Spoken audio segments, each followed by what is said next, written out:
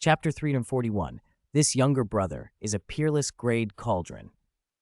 Suran held the peach blossom branch and, taking the initiative, pointed his sword at the angel god and the Rakshasa god.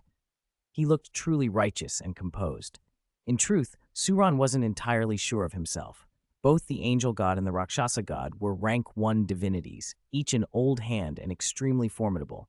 Suran had just condensed his immortal primordial spirit core and had become a divine rank expert, but he was not yet registered among the divinities of the god realm. His breakthrough was fresh, and he'd never fought true divinities before, so caution was natural. Still, when Suran checked his system panel, he felt steadier. Suran, Spirit Divine Display Peach Branch, Divine Artifact, Mortal World, Peach Blossom Divine Sword, Spirit Power, 101 levels, Divine Core, Mortal World Myriad Manifestations, Divine Peach Core, Spirit Bone, Million-Year Divine Rank External Spirit Bone, Cloud Dream Immortal Wings, transformed into Divine Artifact, Million-Year Divine Rank Right Arm Bone, Heavenly Craft Exquisite Hand, transformed into Divine Artifact, Million-Year Divine Rank Torso Bone, Star Essence Immortal Body, integrated and evolved, amplifies Divine Rank Domain, Million-Year Divine Rank Spine, Whale Dragon God Spinal Bone, transformed into Divine Artifact. First Divine Skill, Jeji Ru Meng, Plucking Branches as Dreams. Second Divine Skill, a Dream Peach Sword Order. Third Divine Skill, Chaotic Red Flying God. Fourth Divine Skill, Divine Moon Peach Blossom. Fifth Divine Skill, Blazing Flower Thousand God Slash. Sixth Divine Skill, 2 forms, 9 Luminaries Heavenly Dust, Exploding Heavenly Star. Seventh Divine Skill, Dharma Form of Heaven and Earth, Mortal World Peach Immortal. Eighth Divine Skill, 2 forms, Shaking Falling Moon, Shaking Falling Sun. Ninth Divine Skill, 2 forms, Ultimate Freedom, Heaven and Earth Return to Source. 10th Divine Skill, Stepping Star Sea, 2 forms. Transcendent Top-Tier Peerless Grade Techniques, Azure Sea Tide Birth Melody, 18 Dragon Subduing Palms, 10 Halls of Yama, Netherworld Instrument Thousand Cry, Jin Gang Indestructible Divine Skill, Fire Fusion. And the opposing panels that Suran could see read, Angel God, 133 levels of Divine Force, wields the Divine Artifact Angelic Sacred Sword, commands the powers of Sanctity and Light Order. Rakshasa God, 134 levels of Divine Force, wields the Scythe of Death, commands the powers of Darkness and Slaughter Order. A gap of 30-odd Divine Force levels separated them, a chasm like that between a newly risen Divine and an ancient one. It was the kind of difference on Douluo Continent you'd find between a commoner with rank 1 spirit power and a spirit elder or spirit ancestor with 30 or 40 ranks. An ordinary rank 1 commoner would have almost no chance against a true spirit elder in a head-on fight. Even if that rank 1 were Suran, it would still be very difficult. He only had a basic grasp of martial arts, so his caution was warranted. Suran felt his immortal core rapidly activating. The Mortal World Sword was steady in his hand, and the patterns of the Cloud Dream Immortal Wings, signs of spatial power, glimmered across his back, ready to counterattack at any moment. And yet, the fierce, aloof Angel God and Rakshasa God were frozen in place. They did not move. Their gazes were fixed on Suran, utterly mesmerized. The rumors those fools in Slaughter City spread were actually true, one of them murmured. This Peach Blossom Immortal is actually so handsome. The Rakshasa God stood stunned, frozen. The angel god opposite her had her mouth slightly open, her lofty disdain melting the instant she stared at the peach blossom youth before her. Her proud heart, which had hitherto overlooked all things, started to stir as she traced his facial contours. Spring had returned to her spirit. The stars themselves seemed to hush for both of them. It wasn't only the two of them. In the God Realm Committee, the God King of Destruction had his gaze locked on the star screen. He stared for several seconds in disbelief, rubbed his eyes as if waking from a dream, and then called out in wonder. Little Green, come look. I'm not dreaming, right? This kid is actually that handsome, maybe even a little more handsome than me. Incredible. Could the Creator have made something like this? He added. The Father God he referred to was the Creator God of the God Realm. The young man on the screen was simply too beautiful.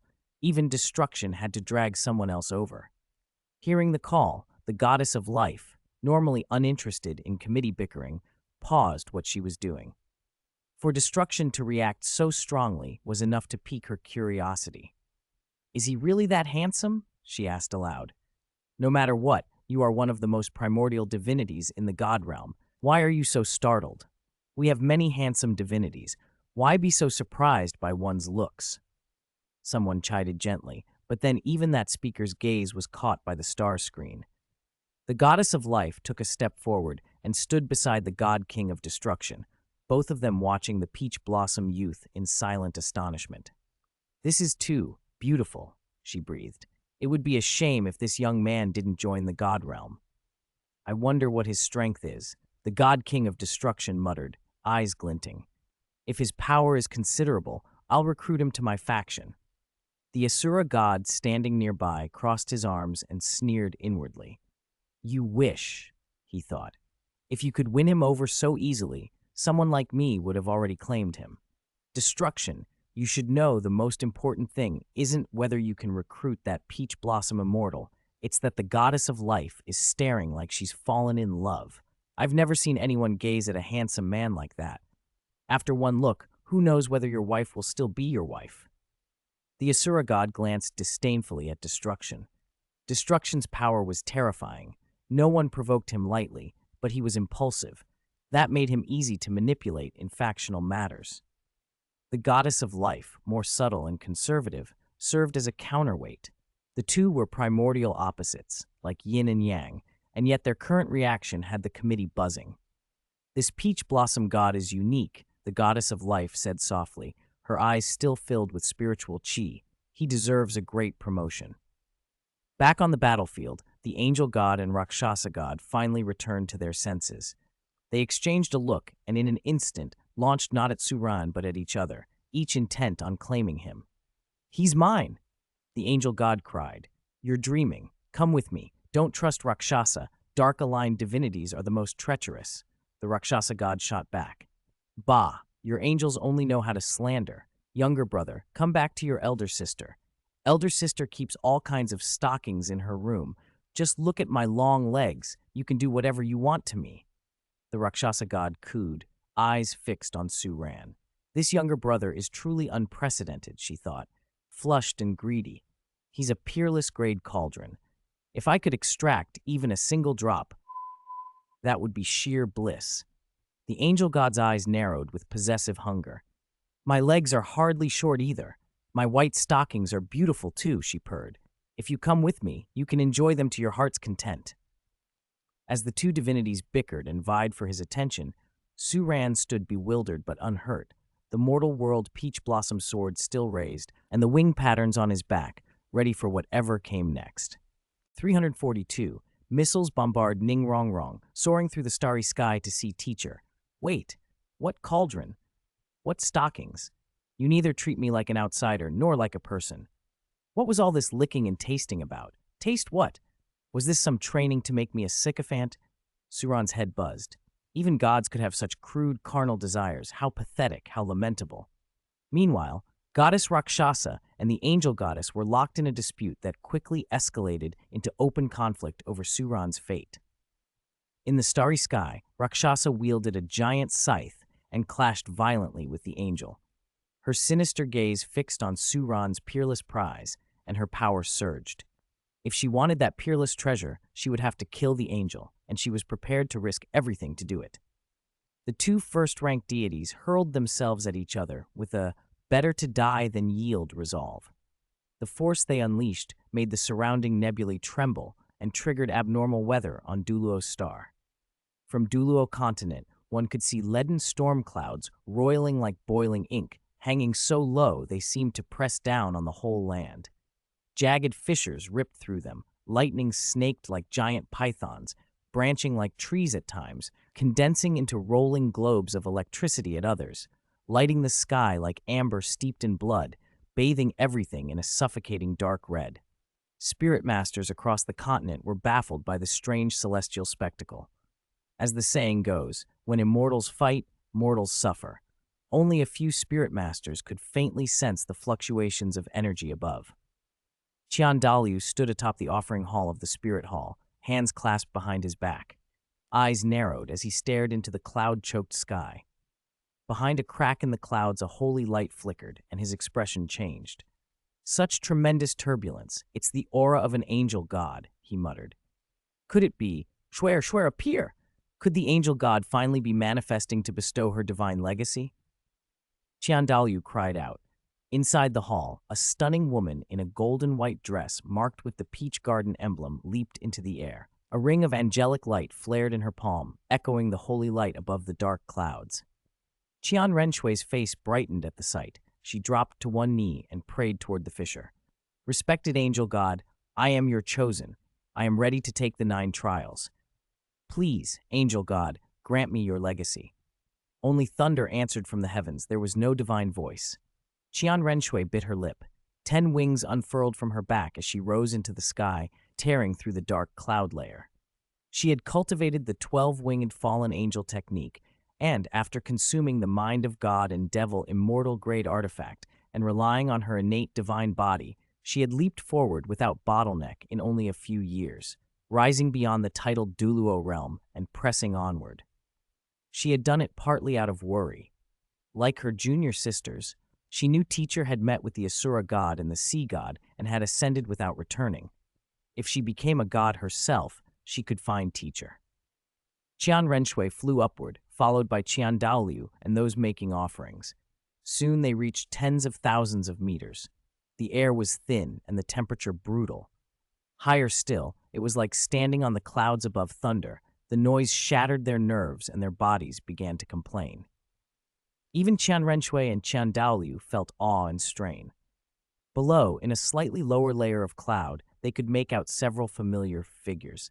Senior sister Ning Rongrong, junior sister Zhu Zhuqing, Meng Yiran, and a towering figure like a soaring dragon, none other than the East teacher of Taoyuan Academy. Qian Renxue cupped her hands. Senior sisters, why are you here? She called. We sense Teacher's aura, the peach blossom mark. Teacher has to be out here, but we can't climb higher, Ning Rongrong answered. Meng Yiran, strapped to a soul-guided jetpack and using her movement technique, could reach tens of thousands of meters, but not into the starry sky itself. Teacher. At the word teacher, Qian Renshue's expression soured, then snapped to alertness. Could Teacher be fighting the angel god? Is that why the sky's like this? I don't rule that out, Bibi Dong said, glancing coolly at Qian Daoliu and Qian Renxue while keeping her distance. But I also sense Rakshasa's power up there. Teacher, why would he be at odds with both the angel and Rakshasa? Is it because of us? Qian Renxue asked. Qian Renxue was incisive. She wondered whether her fallen angel cultivation had failed to pass the final test. If that were true, the angel might refuse her trial. Ning Rongrong ground her teeth. We should see it with our own eyes, she said. The problem is we can't break through that energy layer. Higher up, the pressure is immense. Breathing is difficult. Our bodies start to decay. We can't survive it. Zhu Zhuqing added, we all want to go up, but a mortal body can't take it. Then Ning Rongrong spoke calmly and with resolve. I can. Let me go, she explained, steady and sure. My 9-layer golden bell is nearly indestructible. I cultivate the Vajra indestructible divine skill. My blood, tendons, and bones have advanced to silver bone and silver blood. My physique can bear the pressure of the starry sky for a time. But my flying skills and light body techniques alone won't get me that high, nor will they protect me from the energy turbulence created by Angel God and Rakshasa God. I have a way, but it's dangerous. Rongrong's senior sister, are you willing to try? Meng Yiran hesitated, then went straight to the plan. Every gaze focused on her. Ning Rongrong nodded. At this point, Yiran, just tell me. Meng Yiran revealed her method. Teacher used nuclear bombs before. I've studied them these last few years, and, using the remaining munitions from Teacher, I've designed a missile with somewhat reduced yield. Huowu Jr. sister and Huowu Shuang Jr. brother have mastered explosive fire fusion and fire fission energies that can serve as the detonation source. We tie senior sister Rongrong to the missile. Then Qian Jr. sister and other spirit masters skilled in light body and flying will build a launch platform at a very high altitude. Huowu and the others will trigger the detonation, and the missile will carry Rongrong senior sister into the starry sky. However, she warned, if the missile collides with a star or unstable energy pocket in the starry sky, it could explode. Rongrong's senior sister would be in grave danger. Meng Yiran's worry was obvious. Ning Rongrong did not hesitate a moment. Do it, Yiran. Follow your plan. My golden bell can take it. At worst, I'll be injured, not killed, and Ye Junior sister will be there to catch me. I'm not afraid. Thunder rolled and the dark clouds churned. A launch pad was erected and supported by Qian Renxue, Qian Daoliu, Zhu Zhuqing, and Bibi Dong, several of the finest spirit masters. Huo Wu and Huo Wu Shuang poured every ounce of their fire attribute energy into the reactor and detonated it. The blast hit with a deafening boom. A gigantic mushroom cloud bloomed into the sky, shaking even the residual divine forces of the two gods. The recoil from the explosion slammed Chandalu and Bibi Dong down. They were thrown back, arms twisted and suffering internal injuries from the backlash. With a sharp whoosh, the missile launched. Ning Rongrong screamed. Though she'd steeled herself, there was no preparing for the feeling of being hurled into the void. Her hair flew about, her face drained of color. The acceleration was terrifying. To the onlookers, it looked like teleportation. The missile pierced the clouds, swept past roaring thunder, and shot straight toward the starry sky. It was beautiful, unbearably beautiful. The sight of the starry expanse opened before them. Ning Rongrong's expression went blank and then rapt. She had never imagined that one day she would be launched into the heavens like this. Chapter 343. Senior sister gets her wish, receives a kiss from her teacher. Ning Rongrong's eyes reflected a scatter of stars and the looming divine silhouettes of two gods, one robed in purple, the other in white. But as she tore through the star cloud, her body was a ruin of injuries. Her skirt had been shredded to tatters by the lightning storm. Only the spirit tool belt at her waist still gave off a faint glow, barely keeping the soul freezing cold at bay. The skin exposed beneath her torn clothes was blackened by electric light. Under the charred sleeves, she could even see pale fragments that looked almost like bone. Her long pink hair was singed and tangled, yet her eyes were fierce and bright, because far within the star cloud she could see, growing lush and ancient, a peach tree in full blossom. Under that tree stood the Peach Blossom Immortal, her teacher, radiant with divine power. For a moment she felt stunned, then panic swept over her. Would teacher be in danger? How could she help him? She didn't have answers to either question when a more immediate crisis hit. How on earth do I get back? Yuran's missile launched me up, but it didn't retrieve me. Even though Ning Rongrong's physical body was tough, hardened by Rakshasa erosion, divine light, heavenly lightning, and frost, it was the starry void that was the real killer. No air, absolute silence, bone-deep cold. Her spirit power drained fast, and her life force followed. Oddly, even though the angel goddess and the Rakshasa goddess seemed to be clashing fiercely, their war was only a distant murmur to her. Everything was muffled and faint. It's over. This starry sky is killing me. My ears are gone. Her thoughts splintered into childish panics. I'm deaf. I'll never be whole again. Teacher, Rongrong can't give you a whole self. I'm going to die. Damn it, I can't go back. I studied here 10 years, finally met the graduation standard, and I still can't win teacher. No. Her face flushed crimson, then turned ashen. Her body clung on, but without air, her mind swam and her vision blurred. I'm dying. Really dying. Teacher, don't forget me. Keep me in your heart. Darkness closed in. Then, faintly, she felt warmth, an embrace that pushed some of the cold away. Above her forehead, she sensed a thin stream of gas, like an oasis to a desert wanderer. She seized it with every breath she had left, lunging toward the air as if life depended on it, because it did. Her head struck something, but she didn't care. She latched on and opened her weak mouth over the vent, sucking greedily.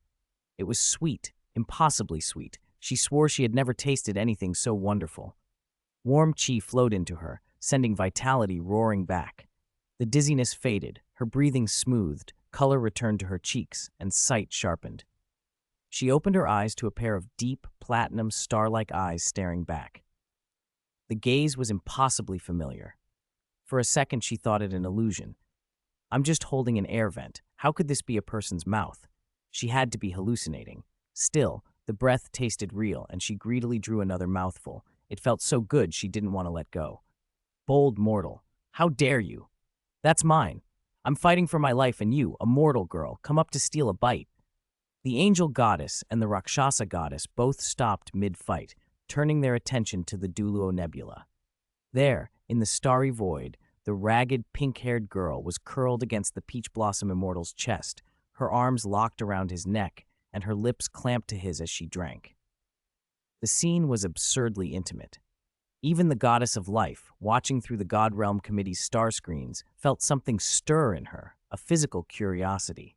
These primordial gods, born of heaven and earth, rarely experienced such human closeness. Their bonds were spiritual and cosmic, not carnal. Yet seeing the girl's kiss made her feel warmth she didn't expect. This time, the angel goddess and the Rakshasa goddess spoke with authority, not ordinary sound, but voices that could strike the soul. Ning Rongrong heard them clearly. Rongrong, go back. This is no place for you. You're still mortal. You cannot stay long in a vacuum. Come back before you die. The breath you're drawing is the chi of the stars. It will save you and help your cultivation. After this battle, the God Realm may turn its eyes to the Douluo Continent. Tell your junior sisters teacher will guard the continent to give you time to grow. Unless you become a god yourself, never leave the Douluo Continent again. Go. At last, a hand shoved her gently away. A peach blossom blossomed from the teacher's palm and imprinted itself on her forehead. Suran, her teacher, pushed her, and her body fell toward the Douluo Continent at terrifying speed. Before she could protest, she shot through the starstorm, tore through the atmosphere, and was over the continent. From her brow, the peach blossom chi unfurled into a vast bud that cradled her and guided her descent. When she was safely lowered, she clambered out of the bloom, licked her lips, and looked up through blurred tears. "Teacher, it's Teacher's Peach Blossom," someone cried. "Senior Sister Rongrong. You really saw Teacher, didn't you? Are you okay? Wow, Senior Sister, you scared us. You flew up into the sky. What if you couldn't come back?" I thought. One by one, students from Taoyuan Academy rose to meet her as the peach blossom descended. Mengyiran wept openly, which left Ning Rongrong half amused and half exasperated. Was that, what if you couldn't come back? If it weren't for Teacher, I wouldn't have come back at all. But since I got to taste something so delicious up there, I won't blame you, Yuran. Her mouth still tingled from the memory, but seeing the worried faces of her junior sisters, she composed herself and spoke gravely. "Teacher is here.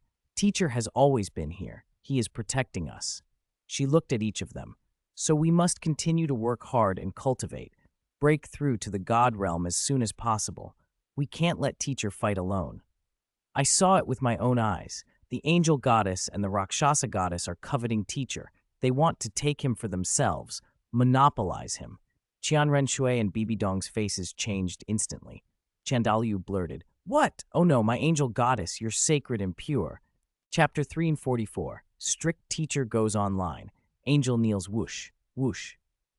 "She's really pushing my buttons," someone muttered.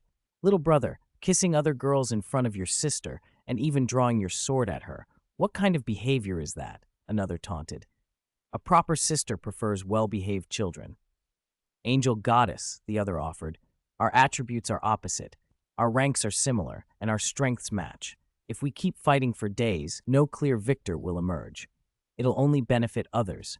Why don't we work together and bring him back to the God realm for assignment?" "What do you say?" Goddess Rakshasa had been ready to cut down the girl who had inexplicably appeared from the Douluo Continent with her scythe. She never expected the peach blossom youth to draw his sword to protect the stranger. With a single strike, Peach Blossom scattered, and a crack like a falling blossom tore across the starry sky. Even the angel goddess and goddess Rakshasa stepped back 3 paces. Suran's sword strike was extraordinary. The galaxy rippled, and space fractured. It was far beyond the power of an ordinary god official rank, clearly the force of someone past rank 120. Suran, gripping the Peach Blossom divine sword, assumed a flawless stance and said calmly, "I have tolerated you for a long time. As divinities, you shouldn't stir up trouble and harm the world. Don't let lust blind you or bring ruin to mortals. I have 9 sword techniques. Enlighten me."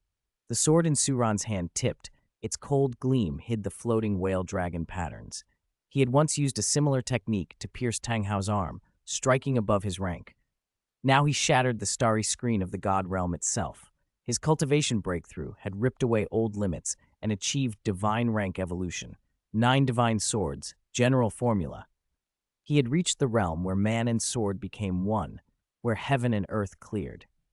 Suran moved like a startled swan, darting forward. Despite the youth's extraordinary posture, he was still newly ascended to the god realm. Goddess Rakshasa wasn't worried.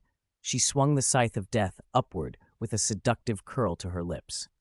"I'll remember your arrogance," she purred. "When this divinity captures you and brings you back, I'll keep you, ravage you, crush your spine, and make you grovel beneath my skirt. Ho, ho, ho." She laughed wantonly, confident in her power. The angel goddess would not be outshone. She thrust her holy sword toward Suran. Whoever struck first would seize the initiative. For a moment, the 3 divinities clashed, divine forces erupting and rolling peach blossoms down into a river across the starry sky. The star screen's sight was swallowed by the falling petals. The star screen itself was simple in principle, a star particle probe optimized by the god of technology, a divine rank soul tool. It could magnify and observe the starry sky beyond the god realm with perfect clarity, unless extreme conditions or physical blind spots interfered. With Suran, the angel goddess, and goddess Rakshasa obscured by the blossoms, the screen went blank. The goddess of life watched her own pulse steady, brows knitting with concern. The angel goddess and goddess Rakshasa are heavy-handed, especially Rakshasa. "She's always been ruthless," she said. "Little Z, this peach blossom god will probably suffer at their hands. To preserve the god realm's order, why don't you go help him? If he's wounded, send him to my tree of life. I'll heal him." No sooner had the goddess of life spoken than the Asura god laughed aloud. The god king of destruction frowned. "What's so funny?" the goddess of life demanded. The Asura god replied irritably. "The angel goddess and Rakshasa are both first-rank divinities. You're the law enforcer god. If you can't manage 2 first ranks, what good is your authority? Are you going to intervene or not? If you don't, I won't be polite. I'll take this peach blossom god for my lineage, and you'll regret it.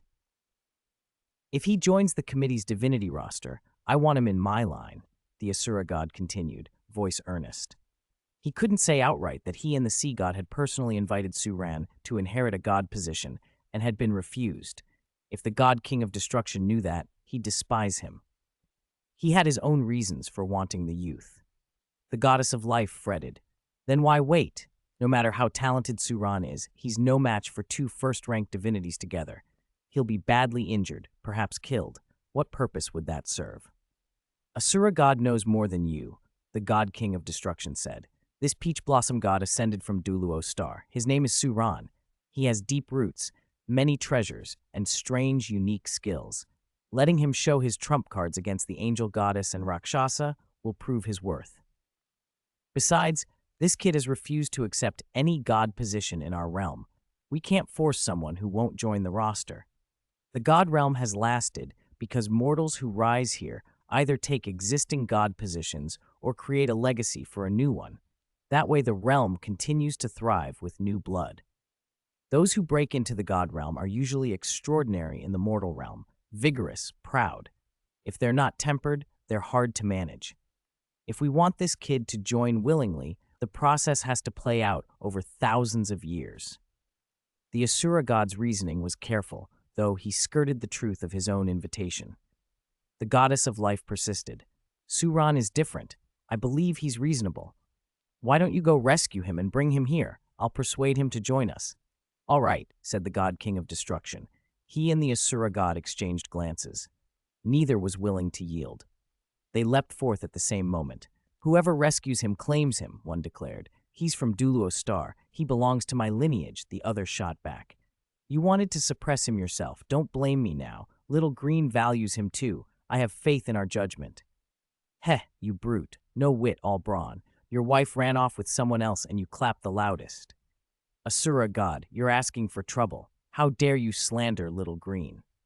Rumble. On the Douluo Continent, the rain fell heavier, tapping the eaves of the offering hall. Qian Renxue knelt before the statue of the angel goddess, praying with a trace of confusion in his eyes. "Hallelujah," he murmured. "Angel goddess, you gave me new life. You are my faith, my goddess, sacred and pure. Ning Rongrong has never seen you. How could she understand your grace? It must have been a mistake, right?" If you can hear me, esteemed angel goddess, please grant your divine radiance and calm my heart."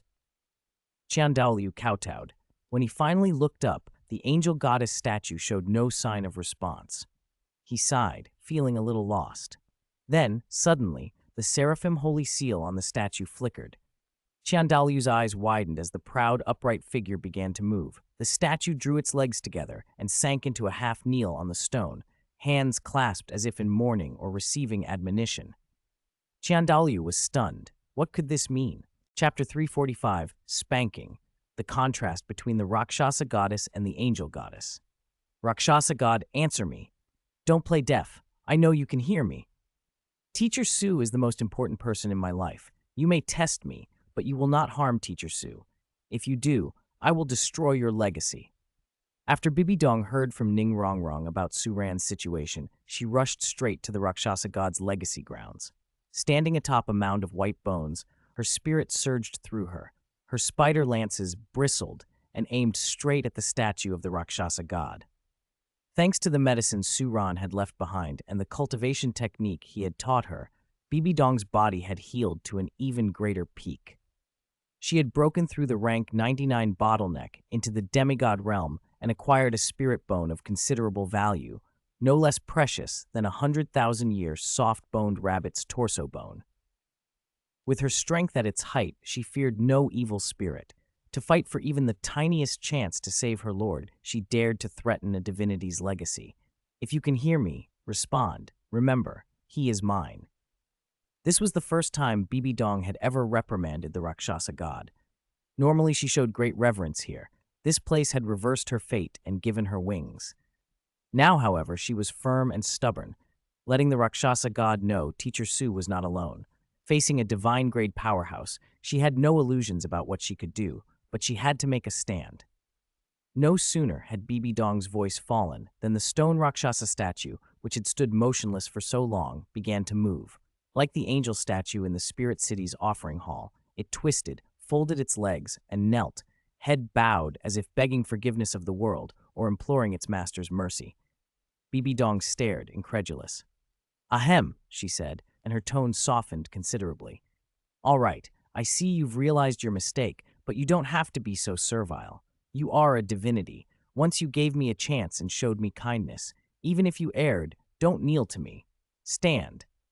They say a legacy statue mirrors the inner nature of the divinity it represents. Its posture and aura echo the deity's heart. Bibi Dong spoke, but the Rakshasa god statue remained kneeling. An awkward half-smile flickered across her face. "Get up. What kind of divinity kneels to its legacy inheritor? As his teacher, I'm not the sort to be unreasonable and bully divinities." Silence. Absolute silence. Elsewhere in the god realm, the god king of destruction and the Asura god king had engaged in a ferocious battle that carried them to the vicinity of Douluo Star. When they arrived, the ancient peach blossom tree that had stood proudly in the starry sky was gone. Su Ran, the peach blossom god, and both the angel god and Rakshasa god were nowhere to be seen. Only a few peach blossom petals drifted through the nebula. The two returned empty-handed, unable to even trace the peach blossom god. When the goddess of life, having returned to the ancient tree of life and finished tending to herself, learned what had happened, regret filled her voice. "Alas, what should we do? Could the angel god and Rakshasa god have captured the peach blossom god? They're both so headstrong, they must have gravely injured him. Little Z, you must bring him back at once. My SPA remedy is gradually losing its effect." "SPA remedy? What's that? I've never seen you use it before." "It's a new healing elixir for men I developed. It relaxes and heals the seriously injured and mentally exhausted. It's very good, very soothing." "Is it that good? I've been a bit tired managing the god realm lately. Maybe I should try some." "No, this is specially made for the peach blossom god. Others using it would be unlucky." "Is that so?" The priority is finding where the angel god and Rakshasa god took him." "That's easy. We can check their trajectories on the star screen and adjust time." "Do it quickly. I'm worried they'll harm him. The god realm hasn't seen such outstanding new blood in years. I have a feeling he was destined to become the greatest of the new gods." "Oh, little peach blossom, you're so good at this. How did you know I like being disciplined?" "Harder. It's numb." Hiss! On a subordinate plane of the god realm, the Saint Demon Continent, there was a picturesque peach garden, with babbling brooks and the perfume of blossoms and birdsong. Kneeling before a youth in white were two divinities of contrasting temperaments, one light, one dark. The Rakshasa goddess in a purple-black gauze dress knelt with an alluring provocative posture, while the angel goddess, resplendent in light, knelt opposite her in confused discomfort. It looked, to an onlooker, like one woman being chastised and another being trained in affection. But the truth was stranger.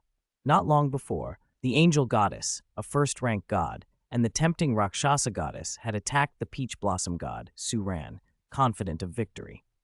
After their clash, however, the young peach blossom's sword technique proved unfathomably profound and bizarre.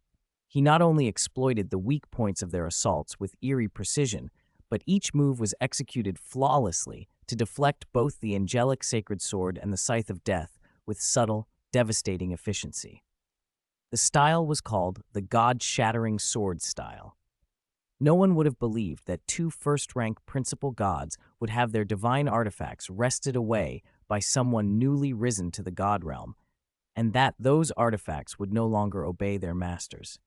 The angelic sacred sword and the scythe of death now behaved like tame hounds, obedient and servile, utterly stripped of their owner's former majesty. Angel goddess and Rakshasa goddess were speechless at the sight of their own divine artifacts groveling. Both their hands and feet were bound by peach blossom locks. The restraints did not prevent ordinary movement, but they interfered with the flow of divine force through their bodies. These were no ordinary trappings. They were a skill of Suran's divine artifact, the heavenly craftsman. After the heavenly craftsman evolved into a divine artifact in its own right, it could take any shape and form, intricate mechanisms. The heavenly craftsman's peach blossom lock was one such divine technique. Though they had tormented Suran many times, he had shown a different side now, the stern manner of a strict teacher. His reprimand made the two goddesses' knees tremble. They dared not act presumptuously again. What came next was humiliating for both. Suran spanked each of them himself. At first, Rakshasa goddess's face held a teasing, flirtatious expression. She found the first few slaps oddly exhilarating. But as his hand fell harder, the playfulness vanished. Pain contorted her features, and she shrieked. Angel goddess suffered even greater humiliation. As the god of light, she had never been treated like this, scolded and spanked. If the rumor ever spread, she would be the laughingstock of the god realm. Yet the one disciplining her was Immortal Master Su. That fact pricked at her proud heart. Her sacred face flushed and tears of grievance swam in her eyes. How could you treat me like this? I am the angel god, the holy faith. This is too humiliating. You're so mean. Hiss, it hurts so much. Chapter 3346. You were once a Rakshasa of the abyss, Suran began, voice calm and steady. Born in slaughter, bred for slaughter. The males were black-skinned with crimson hair and green eyes. The females were peerlessly beautiful, gliding through the air and stalking the ground, feeding on raw flesh and blood. Yet by a sliver of will you clawed your way out of that abyss with the Asura and sealed the abyss of ghost fiends. Heaven and earth took notice, and you rose into a god position. You were born from slaughter, you emerged from slaughter, and you carry the karma to seal demons and sentient beings. But your cruel nature is hard to erase. You are unrefined. Your words are often shocking, perverse, and ruthless. I do not demand saintliness or boundless love, but you must think righteously, abandon petty, mean-spirited behavior. And you, he turned his attention to the other, angel, you were born of light, sanctified, almost on par with the god of light. Yet you are proud, aloof, arrogant in your dealings. I hope that proud head of yours can lower itself a little. Inside a small bamboo house high in the mountains, two peerless goddesses knelt on futons, one in white, the other in purple, absorbing the young master's earnest lecture. The Rakshasa goddess in purple twisted her hips, her lithe body undulating like a water snake. I beg young master's benevolence and love, she cooed, voice sultry. This servant often has murderous thoughts, especially at midnight, and cannot always suppress them. Young master, you must watch me closely, lest this servant lose her reason and go off to commit sins. Young master, save me, save me. The angel goddess sat more rigidly, shooting a sideways glare at the Rakshasa. Shameless. Absolutely shameless. She dared say anything. Humph. No principles at all. Still, the angel goddess nodded, cheeks flushed. Young Master Suran is right. I will lower my head. Truly, I will bow. She lowered her head and, perhaps involuntarily, glanced at Suran's abdomen. Her face deepened in color as she remembered the faintly visible muscular lines he'd exposed in their previous battle. Peach Blossom God, young Master Suran, had 8-pack abs. Each muscle was like a perfect jade carving crafted by the gods. She wondered, with a flutter of ridiculous curiosity, whether his other instruments were equally exquisite. The angel's body trembled slightly. She dared not think further, or she feared she would lose control. Young Master Suran didn't need to say more. Since they were already in his grasp, he could do anything with them. Anything at all. Your attitude is acceptable. Suran's tone remained indifferent. You're still trainable. Since you're willing to reform, I won't beat around the bush. Come on, don't be shy. Do whatever you want with us. The Rakshasa goddess let her shoulder strap fall, exposing herself, completely vulnerable, ready to be plucked. Slap! Suran's teaching whip cracked. The Rakshasa cried out, eyes full of wounded grievance. No? Didn't you say you wouldn't beat around the bush anymore? Not beating around the bush means being direct, so why don't you just come straight in? I wouldn't object. Suran's expression didn't change. The first rule of turning over a new leaf: respect yourself, love yourself, and rebuild your character.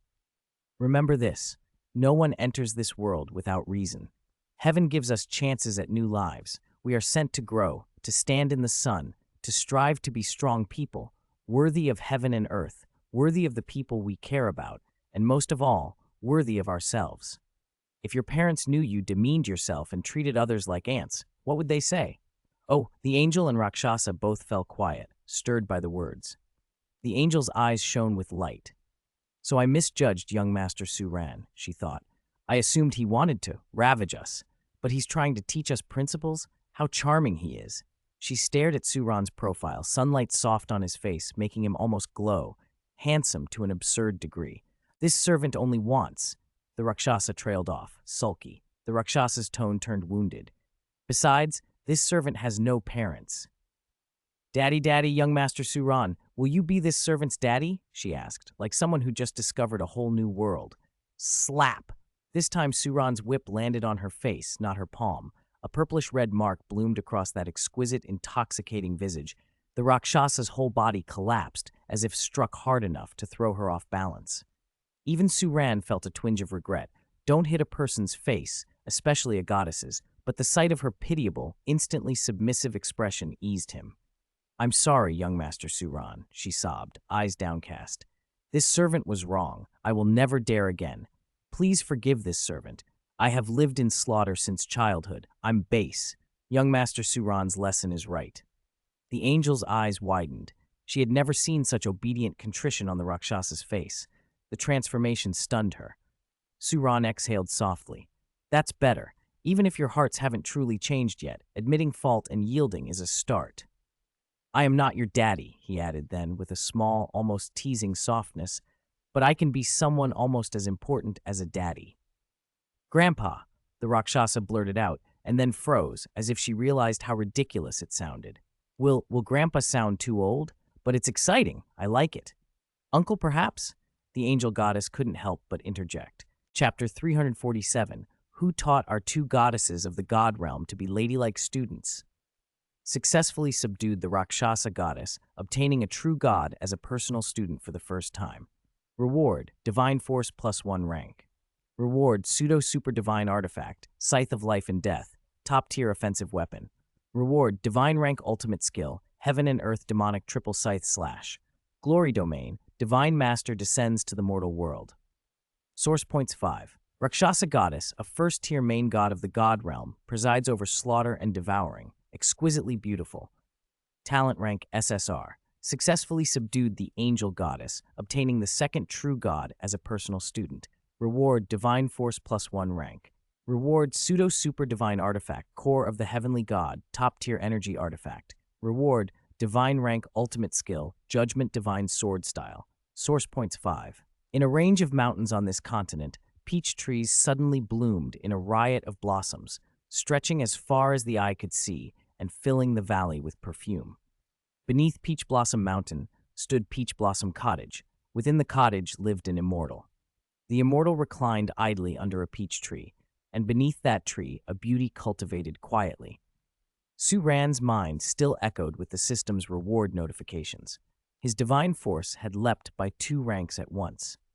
2 ranks of divine force were not trivial. Each rank of divine force dwarfed a rank 99 spirit master. In his spiritual sea, 2 more divine artifacts hung from a peach branch, throwing off immense fluctuations. On the left branch hung a 7-foot scythe. One side of the blade was a black, abyssal obsidian, its edge streaming a dark red bloodlight as if it could devour all life. The tip was keen enough to slice the air, yet at the very end clung a single drop of black-red dew that gave off a desolate chill. The other side of the blade was a translucent, silvery crystalline marrow, as though it contained a flowing galaxy within. Its edges gleamed with mother-of-pearl iridescence and were inlaid with intricate golden patterns like an ancient life contract. Where the obsidian met the crystalline marrow, the materials wove into each other, forming a spiral band of gray mist, half chaos of life and death, half eternal entanglement. This was the pseudo-super-divine artifact, Scythe of Life and Death. Its devastating technique was the heaven and earth demonic triple scythe slash. On the right branch suspended a spherical core suffused with sacred light. A faint golden halo drifted from its center, like the first ray of dawn, purer and more penetrating than sunlight, a holy light with no taint. Around the core hovered 3 concentric rings of radiance. The inner ring blazed white like ice, the middle gleamed molten gold, and the outer shimmered faintly with iridescence. As the rings turned, motes of light gathered into translucent illusory wings in the air, each wing carved with sacred runes that recorded primal laws of order from creation's dawn. This was the pseudo-super-divine artifact, core of the heavenly god, nurturing the most primordial divine force. It was a fragment of the dawn of creation, capable of storing vast amounts of divine force. A divinity who wielded it could, by the sacred laws within, instantly boost their divine force by several ranks, sometimes even by 20 or more. In practice, it could enable a newly minted rank 100 divine official to rival a rank 120-plus second-tier god, allow a third-tier god to approach first-tier main god power, and let a main god contend with a law enforcement god. It was an outrageously amplifying divine artifact.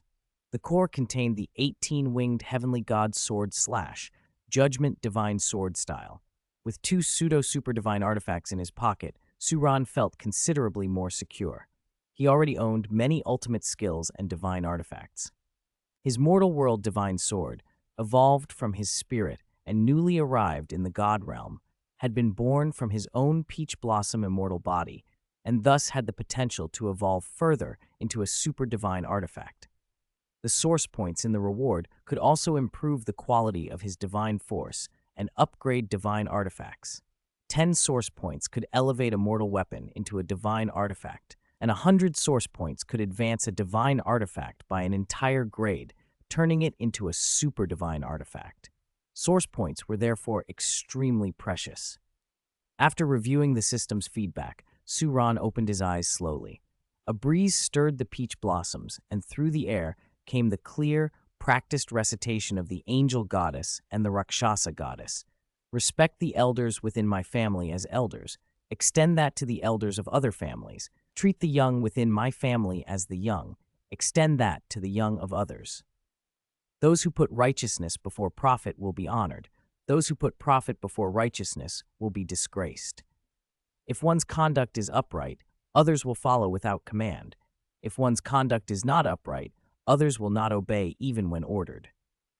Their recitation taught filial respect and mutual care, the primacy of Tao over profit, and the importance of personal integrity. Seeing the angel goddess and the Rakshasa goddess studying so earnestly warmed Su Ran. It reminded him of the days he had taught the little girls at Taoyuan Academy. He wondered how they were faring now. System feedback had shown students like Rongrong and Zhu Zhuqing were diligently cultivating and making progress, but rushing bred mistakes, and he did not know the details. Fortunately, the angel and Rakshasa goddesses had been making steady progress. During this period, Suran had also received another 20 source points and a large feedback of divine force, bringing him a substantial gain. His divine force now stood at rank 109. Given his foundation, he estimated he could possibly take on a law enforcement god, though whether he would win was uncertain. The rank labels were misleading. While God King and Main God might sit in the same broad tier, God Kings marked a decisive watershed. They typically wielded super divine artifacts and were on another plane. If he could push to rank 120 plus and upgrade his mortal world divine sword to a super divine artifact, or even a pseudo-super, he might stand toe-to-toe with a God King. He hoped Douluo Star would remain calm and peaceful. Just outside Peach Blossom Mountain, two figures landed, one draped in red, the other in purple. They gazed at the sea of peach blossoms and smiled. So many blossoms, this must be the place, one said.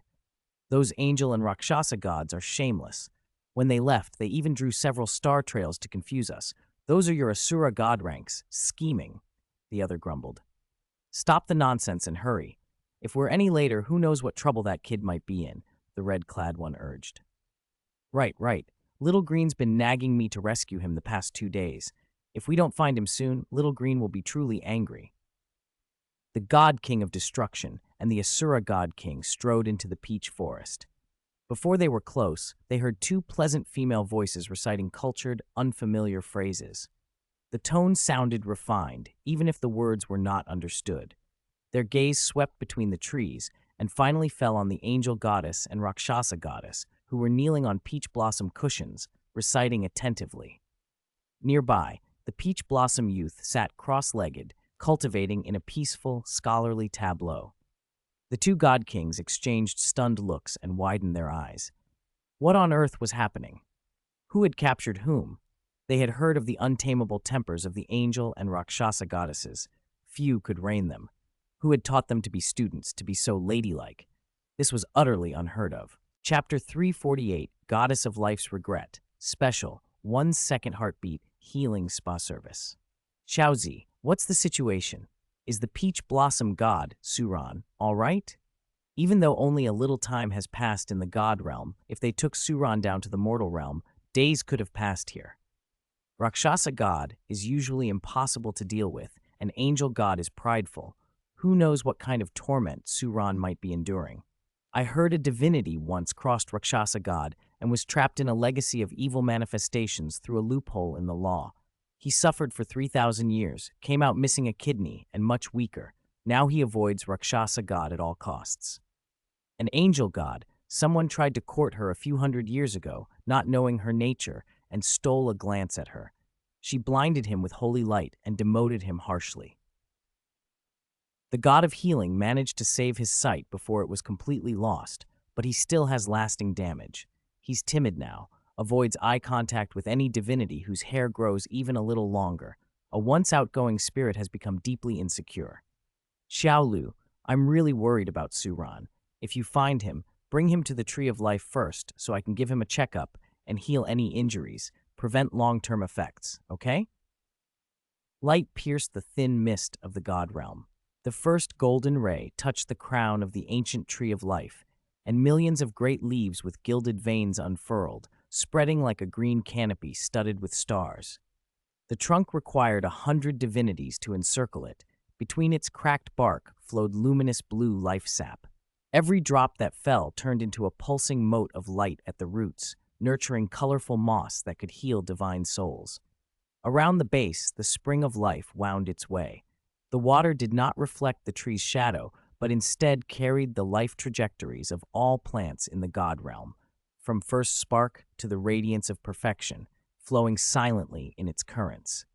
Even withered leaves that fell into the spring transformed into fish-like lights and rejoined the root system. Beneath that ancient tree, the goddess of life paced, worry written on her face. When the god king of destruction arrived, she hurried to meet him, voicing her anxieties. Hearing how constantly Xiaolu fretted over Suran, the god king felt oddly taken aback. Her concern for that peach blossom seemed almost more than concern for him. Still, the peach blossom, Suran, did have talent. The God King of Destruction poured a cup of life liquid under the tree of life to restore his energy and said, Xiaolu, don't worry. We found Suran and the others. At that, the goddess of life brightened. Then where is Suran? Why aren't you bringing him here? How is he? Don't worry, he's fine. The God King of Destruction sounded impressed. I thought he was just a pretty face with a little talent, but I didn't expect a newly promoted divinity to be this capable. He's stronger than the Asura God King. The things the Asura God King can't handle, Suran can. The problems Asura God King can't solve, Suran can fix. I say we reorganize the balance of evil and good, remove Asura God King from the God Realm Committee, and bring Suran in. Together, we could make the God Realm even stronger. Xiaolu, what do you think? Xiaolu massaged her forehead, exasperated. Xiaozi, no matter what, the Asura God King is the current chief law enforcement god. The goddess of evil and good trusts him deeply. The committee needs his cooperation for many matters. How could we possibly just kick him out? She didn't want to bruise the God King of Destruction's pride. Truth be told, she also thought his scheme was impractical. Don't be silly. Stop teasing. Tell me what really happened. You're killing me, Sister Life. You're killing me. From the branches overhead came the squawk of a guardian divine bird, a green parrot. It seemed to understand the whole conversation and cocked its head without any deference to the God King. He scowled and pointed at it. You, get down here. Who do you think you're calling a blockhead? I'll stew you and eat you sooner or later, the parrot jeered. Can't catch me, big dummy, big dummy. The guardian bird flapped from branch to branch, darting into the foliage and hiding among the leaves. The God King of Destruction, furious, reached for his shoehorn as if to knock it down, but the goddess of life waved him off. All right, Xiaozi, don't quarrel with it, she said. Xiao Qingyao, you should speak less. If Xiaozi really catches you and stews you one day, I might not be able to stop him. Caw, caw, came an impudent call from the leaves, and then silence. The God King composed himself and recounted what had happened between Suran, Angel God, and Rakshasa God. It went like this. The Asura God King and I followed the star trail locked by the star screen. After some effort, we found Suran and the others. But when we saw them, Suran was safe and sound, and Angel God and Rakshasa God had changed. Ah! Cried Xiaolu. What? Echoed those gathered. Hearing the whole account, even the usually gentle goddess of life covered her mouth in disbelief. No way? Xiaozi, you're saying Angel God bowed to you? Very polite? And Rakshasa God is reciting the Sutra of benefiting the world, planning to save all sentient beings in the future? And all of this was taught by Suran? You mean Suran said they'd realized their mistakes and had an epiphany, not that he taught them himself? How is that possible? Angel God and Rakshasa God have never behaved like this before. The God King of Destruction shrugged. I didn't believe it at first either. I thought I'd mistaken them for someone else. But after checking repeatedly, it was definitely those two. See? That's why I say the Asura God King is useless. The subordinates he can't manage, Suran tamed into docility in no time. Oh dear. Xiaolu shot him a suspicious look as he savored the thought. How do you know they've been tamed? Don't misunderstand. Of course I didn't try anything, he protested. But Suran did. Without even opening his mouth, both of them came forward to pour tea, to serve water. They massaged him, recited poetry. It made me want to learn a few tricks from him. He truly envied Suran, handsome, effortlessly adept with others. You should have tried it yourself, Xiaolu muttered. Knowing Suran was safe brought relief and disappointment at once. She had prepared life condensate and a variety of nourishing repair elixirs that could remove scars without a trace, all ready for Suran's treatment, a full-body life spa using her unique technique, 1-second heartbeat cloud life. The water was warm and the uniform laid out, but now he wasn't here. Alas, she sighed. Xiaolu, what's wrong? You sound upset, the God King said. No, just worried for the God Realm. It would be such a shame if someone so miraculous couldn't join the committee. I agree. So where is Suran now? He ran away. You let him run off? You couldn't keep him? How could I not keep a new divinity? The God King stammered. I was just admiring him. I deliberately didn't chase him. Xiaolu said nothing, watching him. He hung his head. I didn't catch up to him. That kid has mastered space law and carries a space-type divine artifact. I was careless. Alas, Xiaolu sighed again, troubled. Now that he'd escaped, who knew when she'd finally get to apply the 1-second heartbeat Cloud Life healing spa? If she'd known, she would have gone after him herself. The God King looked at her, puzzled at her renewed sighs. Chapter 349. The Goddesses Turn Over a New Leaf, Preaching the World-Saving Association. Tell me, the angel goddess asked, her voice carrying over the plaza, as divinities, are you happy? Do you feel joy? Do you feel your lives are fulfilling? Do you feel you have achieved anything worth remembering? Are you lonely, empty, lost? I was once like you, the Rakshasa goddess answered. I drifted through the god realm, bored and purposeless. I found only petty amusements and made many mistakes.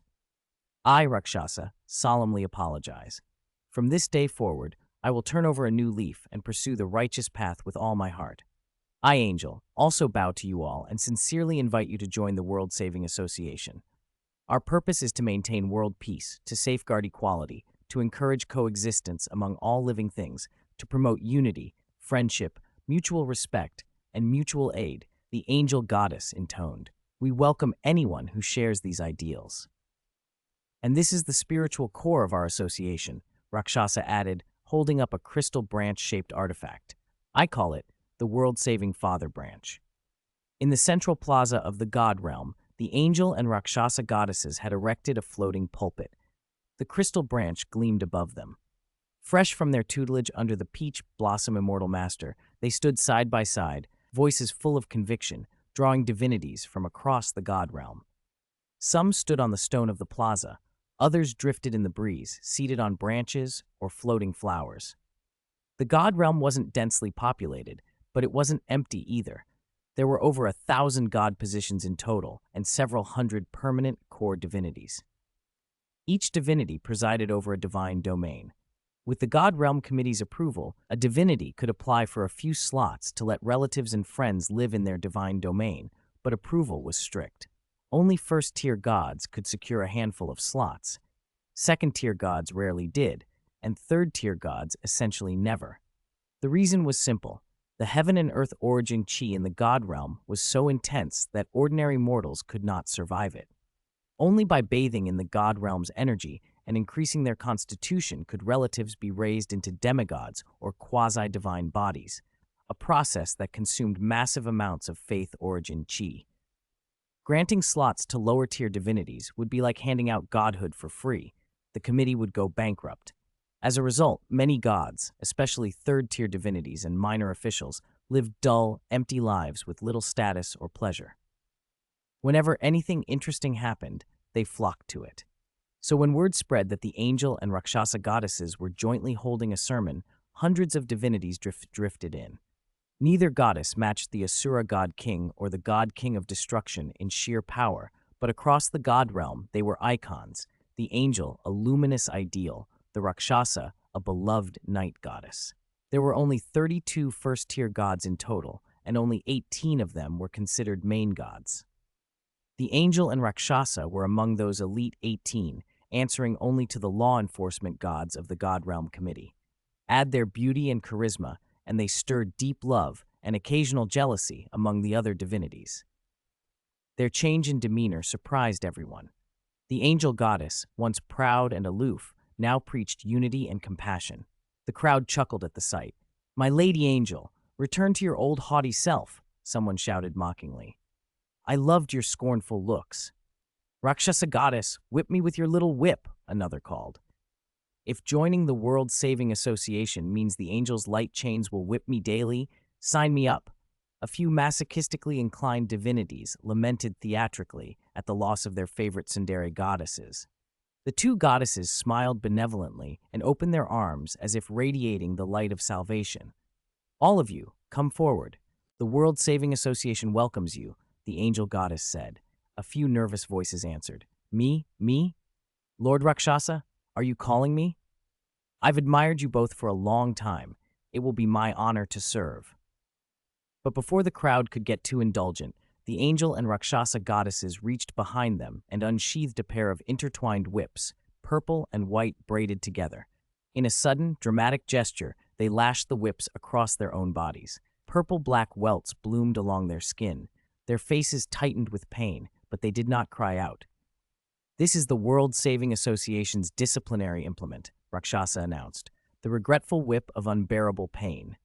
Once it strikes a divinity, it forces them to confront and renounce their misdeeds. It purifies corrupt thoughts by making the conscience unbearable until the struck one genuinely repents.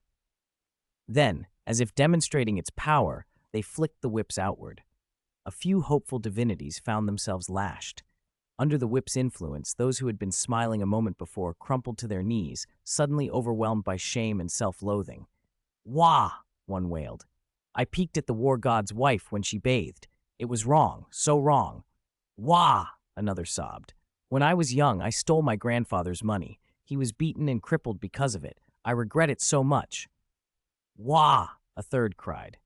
"I once stole my beautiful teacher's underwear and even wore it in class. I am a sinner." Their confessions, wrung out under the lash, caused a ripple of disgust through the audience. "Shameless," some gods muttered. Only the angel and Rakshasa goddesses stayed serene and forgiving. "It's all right," the angel said. "We all carry sins. Who can say which sin is greatest? Arguments and recriminations achieve nothing. Only compassion and redemption do." Rakshasa raised the world-saving Father branch and intoned in a resonant voice, "Let us pray together. Merciful Father, by your light, cleanse us of hidden transgressions. Grant us the chance to repent and be reborn. Let all living beings have equal opportunity to turn toward the light." Their words were deliberately uplifting, drenched in absolution and promise. The impact was immediate. Those struck by the whip sobbed out their confessions earnestly, tears washing away shame as they pled for forgiveness. "Will the Father forgive me?" one begged. "The Father forgives anyone who is willing to begin anew," the angel assured them. "We will lead you to a purified world." "We were sinners," a reformed divinity said, voice trembling, "but the Father's baptism changed us. If we could be redeemed, so can you. The World Saving Association is open to all." Stepping forward, the two goddesses spread their arms wide, the world-saving Father branch glowing behind them like a radiant emblem. Light and shadow, twin sisters of salvation, they looked every inch the benevolent redeemers. A murmur ran through the crowd. Some were cynical, others were moved. The scene ended with earnest kneeling, promises of reform, and an unexpected swell of followers. Inside both goddesses, satisfaction burned. Master Peach Blossom's methods had worked exactly as taught. Rakshasa smiled inwardly. "Teacher Peach Blossom's methods are truly effective," she thought. "I will spread Master Su's ideals throughout the God realm." Chapter 350, Qian Renxue's world collapses. Angel Goddess takes on Dean Su's form. "Very well. You already possess a heart that seeks goodness and improvement. This is your best chance for initial atonement, purification, and breakthrough." "I am your Vice President, Rakshasa Grandmaster Qiqian. I am your Vice President, Angel Grandmaster Pingtian. Repeat after us. Every person shares in the responsibility for the rise and fall of the universe. Divinity is not always noble, and mortals are not always lowly. Those with ability should be promoted, those without should be dismissed. There is no high or low, no noble or humble. The universe does not belong to one person, but to all people. Equalize the noble and the humble, share wealth, share divine positions. Let all divinities work together. Save the world and its people." A magnificent voice echoed through the central plaza of the God realm. The World Saving Association, founded by the Angel Goddess and the Rakshasa Goddess, had caught on like wildfire. Hundreds of divinities flocked to them. Even the major divinities, the 7 elemental divinities, the 7 deadly sins divinities, the sea god, were alarmed. Most frantic of all were the 5 law enforcement gods who sat on the God Realm Committee. The Asura god and the God King of Destruction sat opposite each other at the committee's round table, barely acknowledging one another. Finally, the God King of Destruction slammed his hand on the table, unable to contain his impatience. "Their faction is growing fast. What do you propose we do about this?" he demanded. The Asura god narrowed his eyes and, after a long moment, replied coldly, "Do what? I don't follow you. Don't play deaf. The Angel and Rakshasa have been stirring up the God realm these past 2 days with that World Saving Association. Their rhetoric is so appealing, it almost lured this divinity in. But the more I listened, the more something felt wrong. All beings are equal. Equal distribution of divine authority? Isn't that going to wreck the god realm? Some of the major divinities have even joined them, causing a disturbance. If this continues, one day that association will show up at this table and demand 10 chairs, 100 chairs, maybe 1,000. The god king of destruction grew more agitated with each word. The Asura god only became calmer. He took a sip of tea and chuckled. They haven't broken any god realm regulations. Every divinity has the right to pursue their values. They are simply spreading their beliefs. They haven't done any material damage.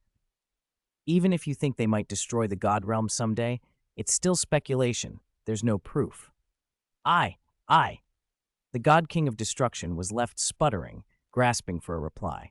So are we just going to stand by and watch? Little Green is already enchanted, following Rakshasa and Angel in worshipping that so-called world-saving Father branch. Imagine, would the God Realm Committee or this world-saving association hold the final say in the future? What if evil and good return and join the association? Won't we be sidelined? The God King of Destruction fretted. Even worse, the Goddess of Life had thrown her support behind the association. She used to help him oversee committee affairs, attending to the God Realm's matters large and small. Now she spent every day with Angel and Rakshasa, kneeling and praying before the world-saving Father branch. O great and peerless Father branch, please grant us your will and guide us forward. I am your humble believer. The God Realm needs your enlightenment. Ah, benevolent Father branch, symbol of justice and peace, let me find my true love. The God King of Destruction. The Asura god thought for a moment, then finally said, "It's not impossible to resolve this world-saving association." "Speak, how do we fix it?" the God King of Destruction asked eagerly. "You should be able to tell that the world-saving Father branch, this association's emblem that Angel and Rakshasa worship, is at least 80% identical to the peach blossom branch of the peach blossom god, Suran," the Asura god observed. The God King of Destruction fell silent a beat until he realized he had missed something obvious. "Of course I noticed. It's practically the same, made from the peach blossom branch. So?" The Asura god rubbed his brow. "Don't forget how troublesome Angel and Rakshasa were before they met the peach blossom god. They gave me headaches. How did they suddenly become so reformed?" "They only encountered the peach blossom god for a few days. Perhaps they were the ones captivated, but that's beside the point. Since interacting with him, they've changed dramatically." "Do you know what the peach blossom god's profession is?" The God King of Destruction shook his head. "What is it?" "A teacher," said the Asura god seriously. "He's a teacher who instructs and transforms minds. He's cultivated many outstanding disciples in the mortal realm. No, outstanding isn't enough. They're peerless prodigies. Each one of his disciples has enough ability to inherit a second-rank divine position. The best among them could replace any major divine seat, perhaps even a law enforcement god's place." The God King of Destruction sprang from his seat, shocked. "That powerful?" The Asura god nodded. "That's only the beginning. Do you know what Teacher Su is best at? Isn't it teaching? No, it's shaping thought, changing the way his students think, showing them a clear direction." "You mean Angel and Rakshasa learned from the peach blossom god and were brainwashed?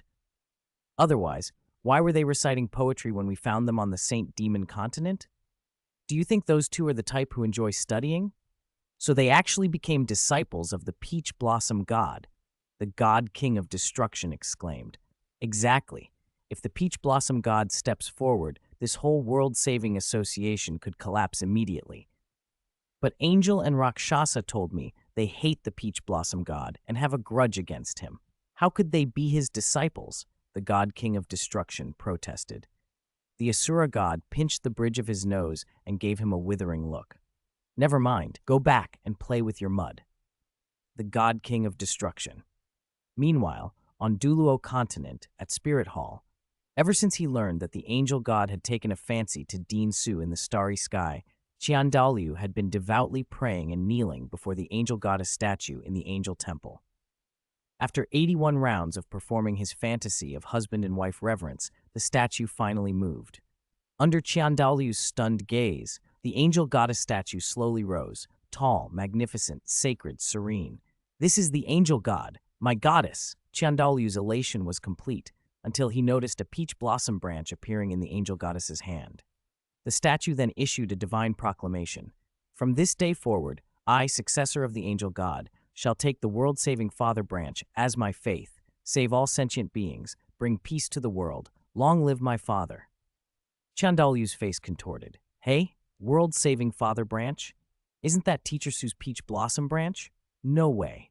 Qian, a man over 200 years old, ran to his granddaughter, Qian Renxue, tears and snot streaming. Wah, Shuer, my world has collapsed. The angel goddess has taken on Dean Su's form. Qian Renxue comforted him calmly. There, Grandpa. Don't be upset. Your granddaughter has turned into Teacher Su's form too. Chapter 351. Everyone, don't play with the Destroyer God King. It affects your IQ. Report, Lord Destroyer, something serious has happened. The angel goddess is going to purify the God realm's environment. They claim the destructive chi in the Destroyer God domain is too heavy and will incite evil, so they plan to quell that violent divine force. In the God Realm Committee Chamber, the god of jealousy, one of the 7 cardinal sin divinities, burst in with urgent news. The Destroyer God King, who had been brooding over why the goddess of life had lately ignored him and instead thrown herself into the World Salvation Society, snapped upright from his throne.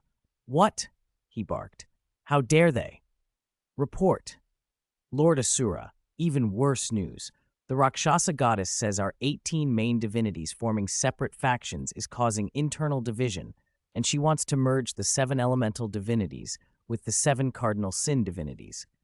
She argues that true peace lies in unity and that all divinities should have a voice.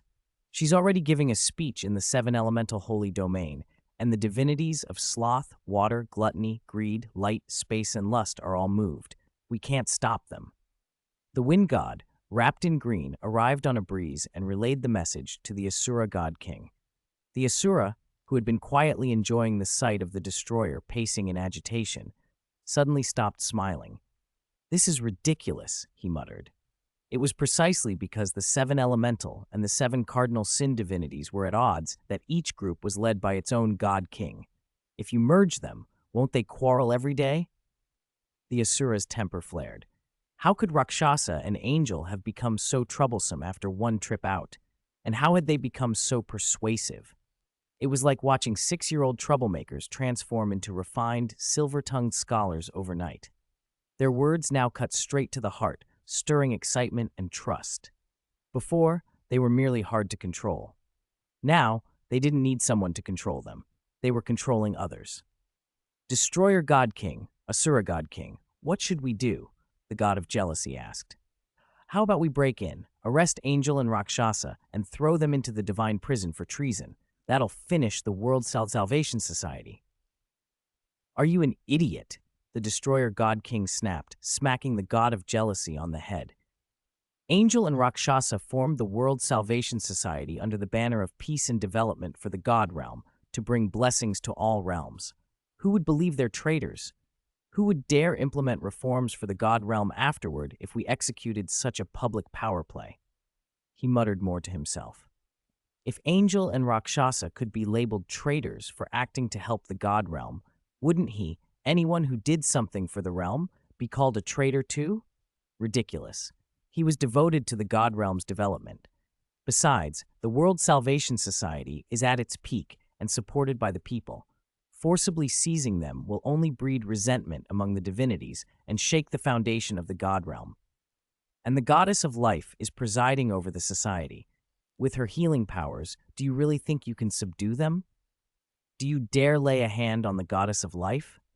The Asura glanced at the Destroyer and the Wind God. The Wind God lowered his head in silence. Destroyer had no retort. If the goddess of life stood there, he might not only hesitate to act, he might defect on the spot and volunteer to be her chief protector. The Asura saw right through the Destroyer. This was a man with a clear but naive mind, unseasoned in the intrigues of the lower realms. He was the sort of person cunning people could easily manipulate. Beyond that, the goddess of life held extremely high standing in the God realm, even above the Destroyer. Healers might lack certain powers, but their connections were top tier. During the God realm's Dragon God War, Everyone knew the Asura had felled the Dragon King with a single strike. What they didn't know was how the goddess of life, by herself, had maintained the unbroken divine cores and ceaseless life force of hundreds of divinities. Without her, the divinities would never have stood a chance against the dragon divine beasts. Most of the 18 main divinities would have been annihilated. Nor did they know that the destroyer God King, with his destructive divine force, had obliterated hundreds upon thousands of divine beasts, easing the pressure on the divinities and buying time for the Asura to condense his Asura slash. Put them together, goddess of life plus destroyer God King plus their loyal followers, indestructible, pestilence-proof force. Who could stop that? Go find the god of peach blossoms, the Asura said calmly. Do we even know where the god of peach blossoms is? How can we find him? The destroyer asked. Douluo Star, the Asura replied, rolling his eyes. He pointed to Douluo Star on the star screen. Don't forget why the god of peach blossoms is guarding Douluo Star. When Angel and Rakshasa tried to apprehend him, a mortal girl once shot up through the heavens and broke through the starry sky. She was eventually returned to the Douluo Continent by the god of peach blossoms. If I'm right, that girl is the god of peach blossoms' disciple. That shows how much he cares for his students. He runs an academy on Douluo Star called Taoyuan Academy, where he teaches. Since he used his initial divine power to contend with Rakshasa and Angel, two main divinities, to protect his students, he's a man of responsibility. He won't abandon the academy easily. We can go to Taoyuan Academy and see if there are any clues.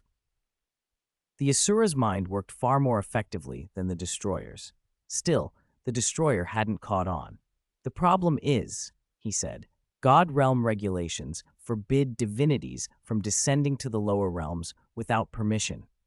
If Angel and Rakshasa hadn't insisted they were kidnapped, their stay on the Holy Demon Continent would have required them to go to Mount Contemplation for reflection. The Asura could only shake his head, then turned and left with the Wind God and the Fire God. From now on, he called back over his shoulder, tell the 7 cardinal sin divinities not to hang around with the Destroyer. With his brains, even if I abdicated, anyone slightly smarter could manipulate him. He'll never be the committee's real boss. The Wind God and Fire God snickered, trailing after the Asura as his form disappeared into the firmament of the God realm. The Destroyer God King was left with his eyes wide, stung by the mockery. He collected himself and hurried after them. Hey! Asura, how dare you say my brain's no good? I haven't sparred with you in ages. You're getting cocky, aren't you? Come on, fight me! See, I told you your brain was sick, and you still don't believe it. The Asura didn't even bother to answer. This was a man who'd helped the other man count money, even if his wife ran off with someone else. Their figures streaked across the starry sky, passing the nebula of Douluo Star. Soon they stood above a vast blue planet, its seas, and a lively continent spread beneath them. The place that gave them the strongest sense of faith and vitality was the land between the Heaven Do Empire and the Star Luo Empire, the Peach Blossom Spring jurisdiction. Chapter 352, a God King's leisurely stroll through the mortal realm, brutally attacked by an anti-assassin. Asura, you snuck us onto the Douluo Continent. When we get back, I will sue you and sentence you to 3 months of reflection at the Cliff of Contemplation. Did you hear me? Don't think if you pretend not to hear, I'll let you off. All right, Mighty Destroyer God King, we know you're impartial, but there are priorities. This was unavoidable. Besides, with you and Lord Asura God both here, even if the committee votes, the odds are in our favor. On Red Maple Avenue outside Taoyuan Academy in Soto City, Douluo Continent, Asura God, the god of fire, and the god of wind had suppressed their divine auras, appearing as ordinary spirit masters. The Destroyer God scoffed at such pretenses and remained in his oversized purple robe, his figure enveloped by the cloth as he trailed behind Asura God, berating him fiercely. Asura God ignored him and simply drank in the scenery, unable to help exclaiming, "This Peach Blossom Spring jurisdiction truly has exceptional people and a blessed land. These red maples and peach blossoms appear at the perfect moment, complementing each other. In all my millennia of watching the mortal realm, I have never seen such a flourishing place. No wonder a peach blossom immortal master arose from here. Lord Asura, you mistake the order. The god of wind said with a laugh. The saying places outstanding people before propitious land. It means talent shapes the land's chi, and the land, in turn, nourishes its people. Asura god nodded. Little Feng speaks truly. Fellow, is Taoyuan Academy ahead? An elderly woman asked from the sidelines. Yes. Walk another 500 meters down Red Maple Avenue, and you'll reach Peach Garden Square. The Academy's main gate is in the center of the square. By your accents, you must be outsiders. Are you hoping to become disciples at Taoyuan Academy? What a pity. Taoyuan Academy hasn't accepted new students for years. I haven't seen Immortal Master Su in ages. I miss him so. Immortal Master Su has long been a benefactor of Soto City and the honorary president of our jurisdiction's council. If not for him, many of us would have perished. Back then, I even attended Taoyuan Academy's wedding feast. Immortal Master Su was so handsome, I nearly married him. The woman giving directions was one of those aunties who had probably attended Wang Sheng's wedding feast and had had a few drinks. In their eyes, any connection to Taoyuan Academy elevated their status, and they loved to boast. The destroyer god couldn't hide his contempt and gave a derisive chuckle. Is this for real? He thought, bemused. This auntie almost married the god of peach blossoms? The god of peach blossoms liked her? The auntie's smile vanished as she caught his laugh. She shoved Asura god and the god of wind aside and stormed at the destroyer god. What are you laughing at? What do you mean? Don't think that just because I'm a little plump now with a few more wrinkles, I wasn't the prettiest girl for miles. Suitors lined up from my door to the village entrance. Don't act all high and mighty in your big robe and your mysterious airs. I might not even take a fancy to you, little man. This old woman could sit on you and squish you flat. Words poured from her like a machine gun. Beneath his purple robe, the destroyer god's face darkened. I, a god king, have never been cursed at like this, pointed at my nose. This is too rude, too humiliating. The crackle of the destroyer god thunder in his palm grew louder. He could not suppress it. The auntie took 2 quick steps back, fear flickering across her features. What are you going to do? Listen, our Peach Blossom Spring jurisdiction upholds the law. Even if you're a spirit master, you can't just kill people. The Peach Garden Guard will punish you. She coughed theatrically as she tried to sound brave. Asura god and the others inwardly delighted at the spectacle, but none wanted a death at Taoyuan Academy. They hurried forward, coughed, and Asura god grabbed the destroyer god's wrist, transmitting a brief message through their godly connection.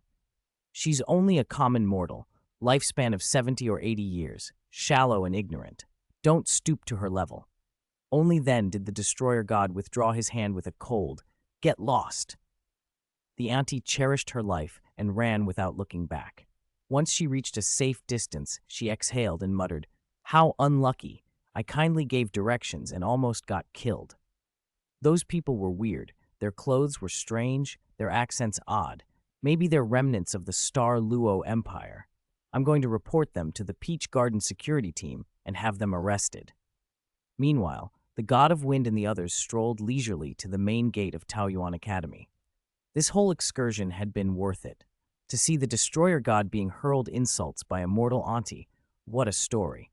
Truly, a god king's leisurely stroll through the mortal realm, brutally attacked by an auntie assassin. At the gate, the god of wind approached the guard booth and asked the young man inside, "Excuse me, do visitors need to register to enter Taoyuan Academy?"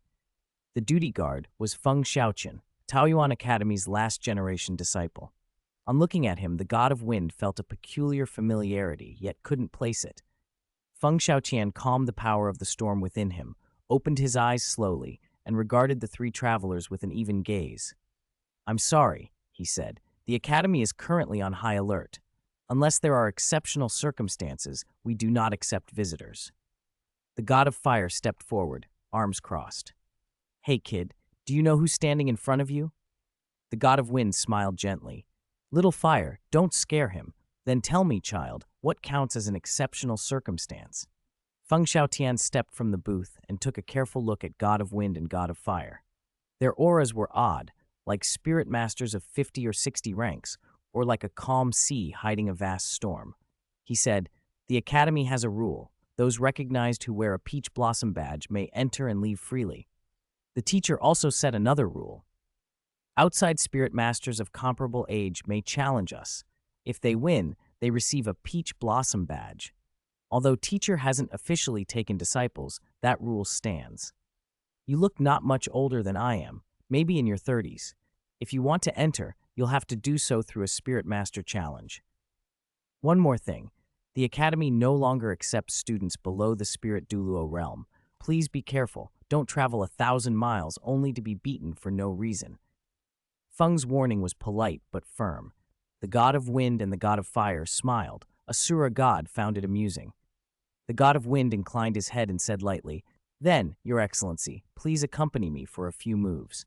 Feng flashed a small look of surprise. "You want to challenge me?" The god of wind added, "If I'm not mistaken, your wind attribute, right?" Feng Xiaoqian nodded. "It seems you have concealed your strength. Then please." With that, Feng Xiaoqian moved, swift, lithe, and landed on the peach blossom platform that rose at the center of Peach Garden Square. He bowed in a formal, welcoming way toward God of Wind. Chapter 353, The Title of Wind God Should Be Yours. I Am Unworthy. Peach Garden Academy has raised the peach blossom stage. How long has it been? Someone's actually daring to challenge a Taoyuan student. This I've got to see. Let's go. I wonder what level the Peach Garden Genius Spirit Master has reached now. Who cares about the number? If he's invincible, that's enough. Taoyuan students are reliable. When the Peach Blossom stage rose, the citizens of Soto City stopped whatever they were doing and gathered. Peach Blossom Spring Plaza filled in minutes. Even Asura God and the others were taken aback by the crowd's reaction. The wind god descended onto the stage. Seeing his composed demeanor, Feng Xiaoqian showed proper deference. Divine wind, demonic wolf, spirit possession. The air around Feng Xiaoqian began to spin. Lo, ancient wolf howls resonated through the column of wind, not the cries of ordinary beasts, but a deep, primeval growl that shivered the air. Silver-blue wolf patterns shimmered across Feng Xiaoqian's skin. 9 superstandard spirit rings materialized at his feet. Yellow, purple, purple, purple, black, black, black, red. Rank 91, titled Douluo, Spirit, Divine Wind, Demonic Wolf. Title, Divine Wind. Peach Garden's lowest-ranked junior brother, please accept my greeting.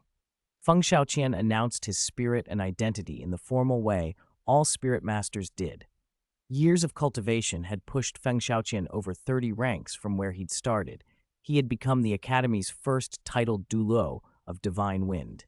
His spirit rings and show of power impressed everyone in Soto City. Many of the young women stared at him as if he were an idol. Among Peach Garden's disciples, he and the others had become local heartthrobs. Wang Sheng, the steadfast hero, already married. Xiao Chenyu, the roguish charmer. Huo Wushuang, the passionate one. And Feng Xiaoqian, the seemingly ascetic but secretly fun-loving favorite. Rumors of the Peach Blossom Immortal Master's looks only added to the mystique. The wind god examined Feng Xiaoqian closely. He was surprised by the purity and intensity of the wind element flowing through the young man. It was the most pristine wind energy he had seen in the mortal realm. "You may call me Wind," the wind god said. "My realm is the same as yours." He suppressed his realm down to rank 91, matching Feng Xiaoqian. His spirit ring configuration mirrored Feng Xiaoqian's, but he had no visible spirit. "Where is your spirit?" Feng Xiaoqian asked. The wind god shook his head. "Wind is my spirit." "Show me then. Let me see your real strength." The wind god did not manifest a distinct spirit like Feng Xiaoqian, but every motion he made carried an impossible weight. To the crowd, it was only a gray-blue breeze. To Feng Xiaoqian, it felt like a mountain pressing down. He narrowed his eyes. This green-clad man was no ordinary opponent. "No offense," the wind god said, then assumed stance. "Wind god leg," Feng Xiaoqian called. "First style, catching wind and chasing shadows." He blurred into motion. Ordinary eyes could only catch after images. Second style, vigorous grass in the wind. Feng Xiaoqian darted behind the wind god and struck, wind power condensed in his toes like grass forcing through rock. He kicked with the cruelty of a storm. The space itself vibrated. The wind god felt the flow of Feng Xiaoqian's wind power, adjusted his footing, and countered with a kick that hit like a lead weight. The two blows met. Feng Xiaoqian was hurled dozens of meters. The wind god was forced back several steps on the stage. His right leg trembled in surprise. What powerful leg techniques! the wind god muttered. Feng Xiaoqian had new respect too. You as well. It's been years since anyone matched my leg technique. I didn't expect a wind-type Douluo on the continent like you. No fear, Feng Xiaoqian said, excitement bright in his eyes. Since reaching Spirit Douluo, no spirit master had been able to match his kicks, not without suffering broken bones or paralysis. This was the first truly exhilarating test he'd had in a long time. Wind sweeps away clouds, he roared. Divine winds roar. Wind elements surged. A gale swept the plaza. People and horses were slammed into the ground. Trees bowed and branches snapped. As the battle intensified, the peach blossom stage exhaled its own gust, a protective peach blossom barrier enclosing the plaza. Crafted originally by teacher Su Ran and refined by his disciple Meng Yuran, the stage was secretly a rank 9 spirit tool. It could withstand super duo level combat. Only forces above rank 98 might break it. Once the shield descended, the battle's wind was contained. Outside the plaza, the air fell still.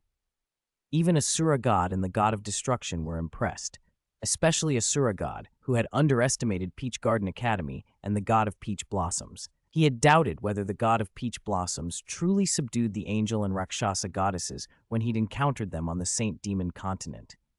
Seeing a gatekeeper student with such raw talent made him reconsider. Perhaps those goddesses had indeed been made obedient. On the stage, both fighters escalated. Feng Xiaoqian rarely unleashed his full repertoire, the Great Wind Earl technique and the 6th style of Wind God Leg, but now he did. Though neither had reached perfect mastery, both had pierced the desperate frontier and brushed the realm of touching the Wind God. Wind God Leg's 6th style, swift and decisive, cleaved through skyborne wind, drawing lightning to fuse with his kick. The lightning wind fusion unleashed boundless force, enough even to force the Wind God to retreat. The Wind God's spirit power climbed. Rank 92, 93, 95. He pushed himself up to Super Douluo level to steady his stance and unleashed a divine skill. 9 heavens divine mist, he intoned. Divine wind condensed into a towering divine mist mountain and slammed down upon Feng Xiaoqian. Borrowing the great wind Earl's power and the added lightning, Feng Xiaoqian drove his kick straight into the mountain. The divine mist mountain trembled, then shattered with a thunderous explosion. The wind god was blown off the stage. Feng Xiaoqian himself was hurled and drifted before regaining control and landing with practiced elegance, only then realizing he'd been blasted clear of the Peach Blossom stage. Feng Xiaoqian walked forward, breathing hard but composed. He clasped his fists in salute, admiration plain on his face rather than resentment. A magnificent formation, wind transformed into a myriad-ton divine mountain. I admit defeat. The wind god's voice was steady. Congratulations, you have the qualification to be officially recognized by the Academy. Feng Xiaoqian produced a peach-white petal badge and extended it. This is Peach Garden Academy's badge. Possession of it grants you passage, he added, determination in his eyes. You are extremely powerful. Your understanding and mastery of wind surpass mine. Perhaps only Teacher Su Ran can top you. One day, I will surpass you. The wind god's expression was unexpectedly bitter. He looked worse than if he'd truly lost. How can you say you lost? He said hoarsely. I lost. He let out a slow, rueful laugh. To fight a spirit master and still have to suppress my realm, relying on that, makes me a failure. He bowed his head slightly, voice thick with humility. The title of wind god should be yours. I am unworthy. Chapter 354, Huo Wu's Transformation, Facing the Arrogant God of Fire. Xiaoqian lost? Seriously? And the opponent is a wind attribute spirit master? There's actually a spirit master on the continent stronger than senior brother Feng? The news of Feng Xiaoqian's defeat at Peach Blossom Terrace spread through Soto City that day. The senior brothers and sisters of Taoyuan Academy were stunned. Feng Xiaoqian wasn't the Academy's top student, but he was a genuine titled Douluo. His Wind God Leg and Great Count Wind techniques were ultimate wind attribute arts, techniques feared across the continent. Wang Sheng and Xiao Chenyu had rushed to the terrace and seen Xiao Tian fall. Huo Wushuang and Huo Wu, the siblings still at the academy, arrived soon after hearing the news. When Huo Wu stepped out onto the peach blossom path of Taoyuan Academy, cheers rose up.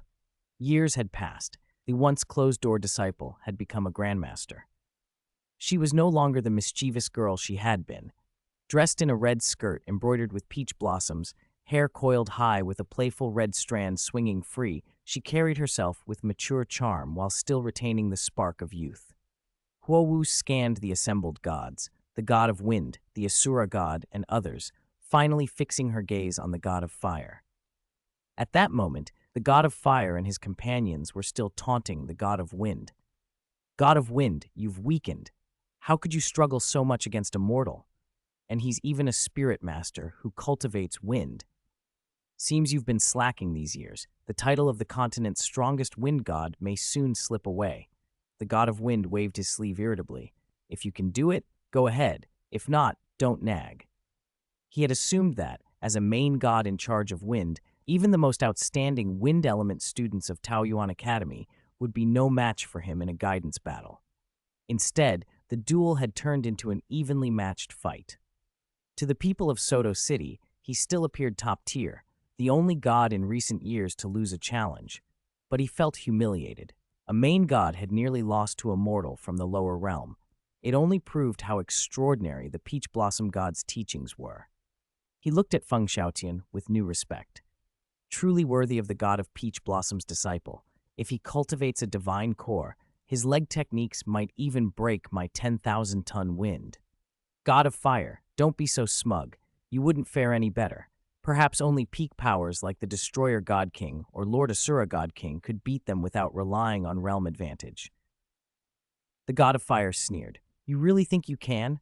Watch me crush them, a bunch of mortals. I'll show you my flame dragon. Bare-chested save for fiery red tattoos that traced a great dragon across his torso, the God of Fire leapt onto the Peach Blossom Terrace and addressed the students with arrogant amusement. Wind's win was embarrassing. I want to experience the strength of your academy students, but I don't want just one Peach Blossom badge. I'll take 3. My 2 lords are indisposed, so I act on their behalf. 3 of you may come up at once. He stamped his foot, and a roaring, flaming dragon materialized behind him.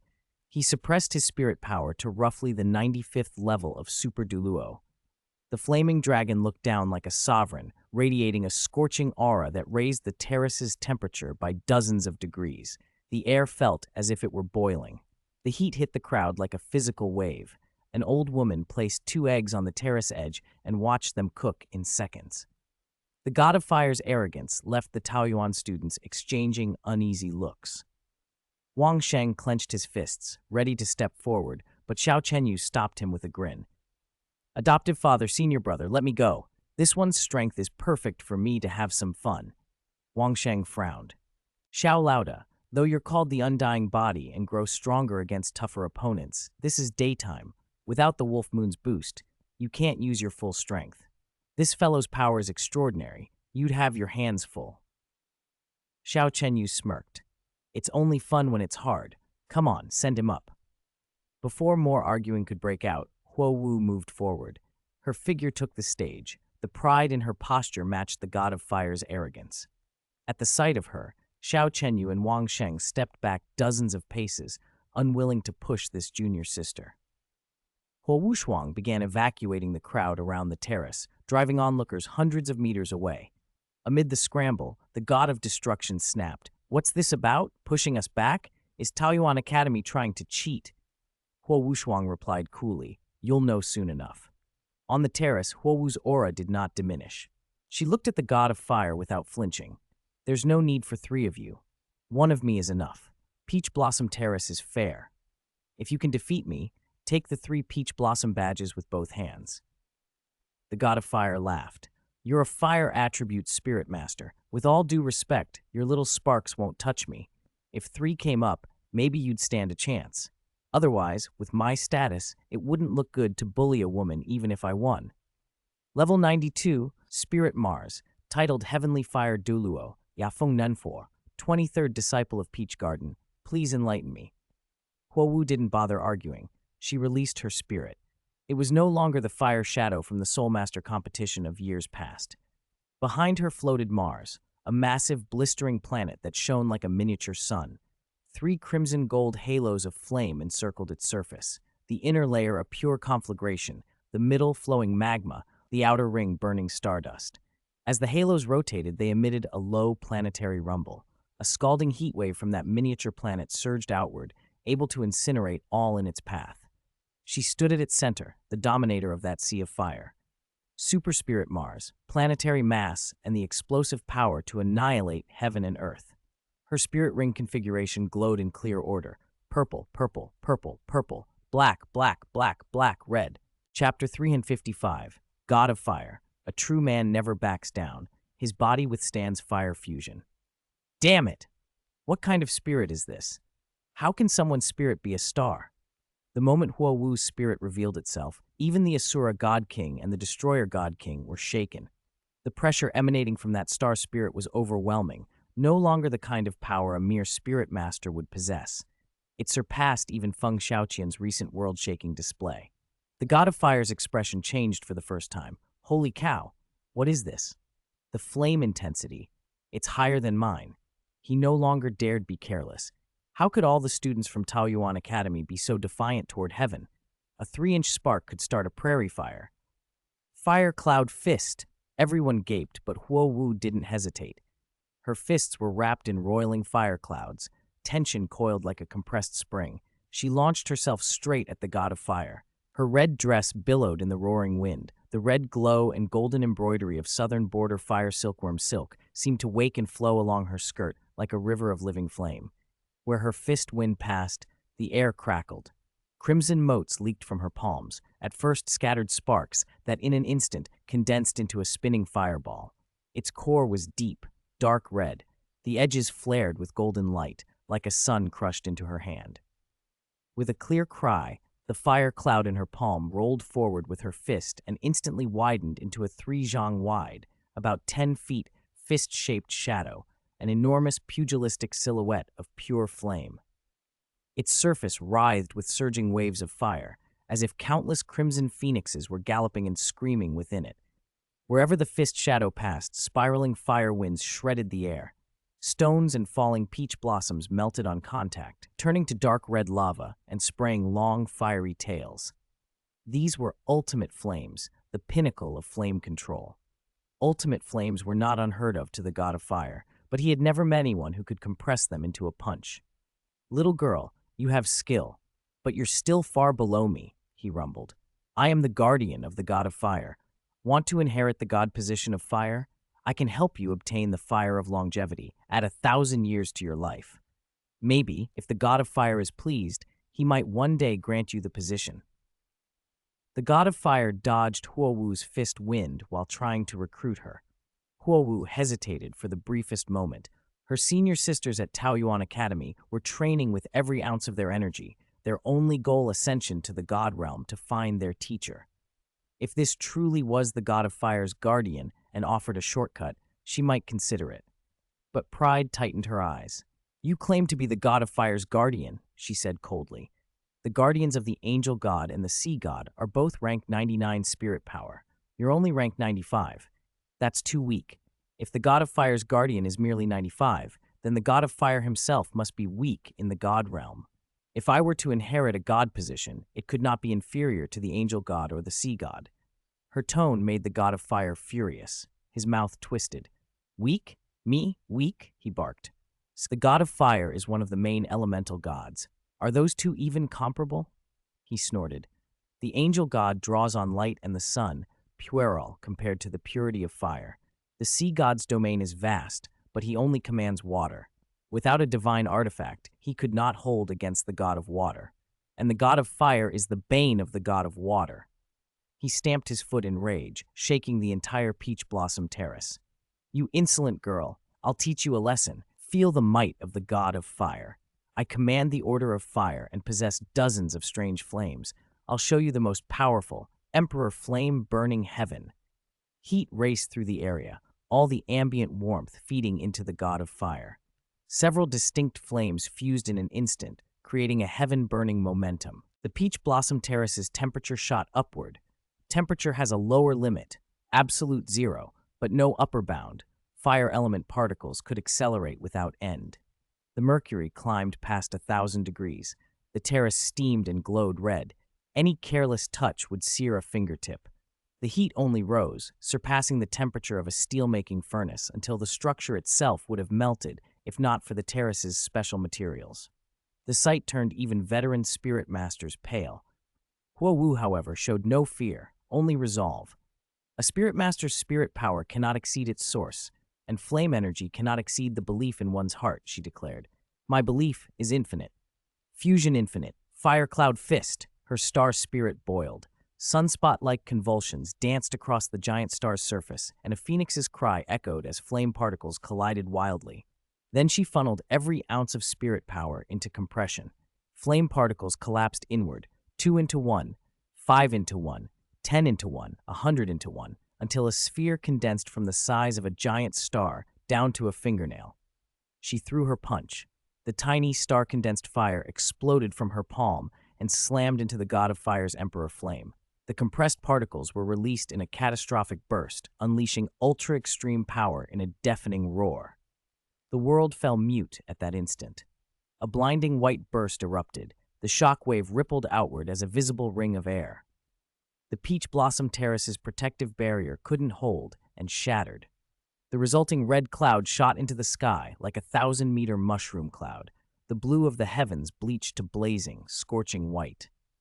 The Destroyer God King and the Asura God King's pupils dilated to several times their size. Their divine force poured out simultaneously. Asura Blood Shield, Annihilation Barrier. They summoned defensive spirit abilities, meeting the shockwave at the first possible moment. But even their speed could not outrun the instant, terrifying fire energy. The blast exceeded the strength of a super Douluo. Even a peak Douluo might have been grievously hurt. This was the reaction of fire fusion. Peach blossoms scattered, people sailed through the air.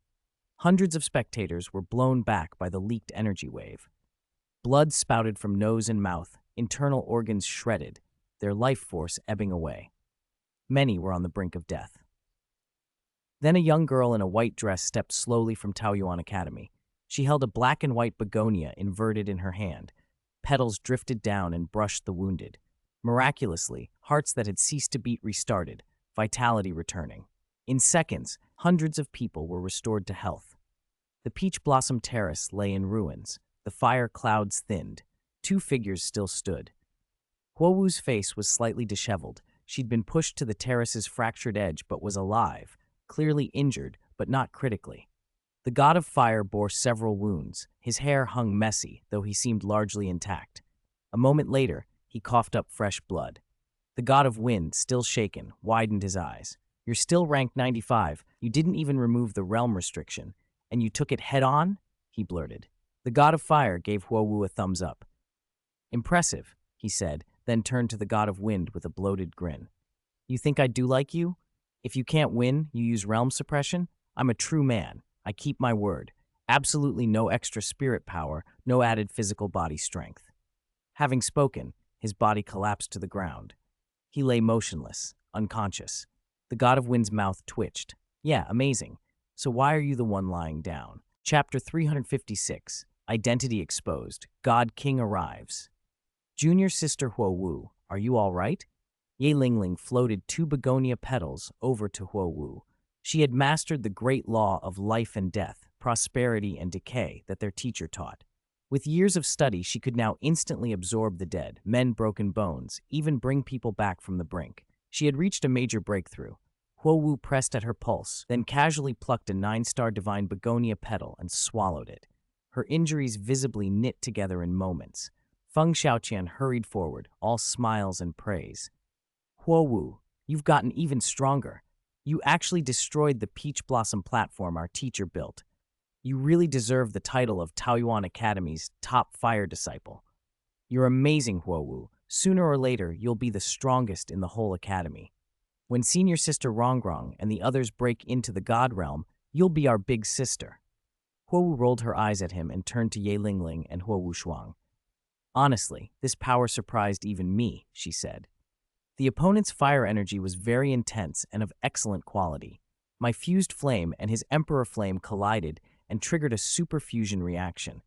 The blast was amplified far beyond what I expected, almost doubled in power. I nearly got hurt. If I hadn't had the fire cloud screen, our teacher taught me protecting me, it would have been much worse. Senior Sister Lingling, thank you for arriving when you did. If you hadn't pulled people away, the casualties would have been terrible. I'd have become a sinner of the academy. Huo Wu still looked shaken. The wave of aftershocks from the explosion had killed and injured many.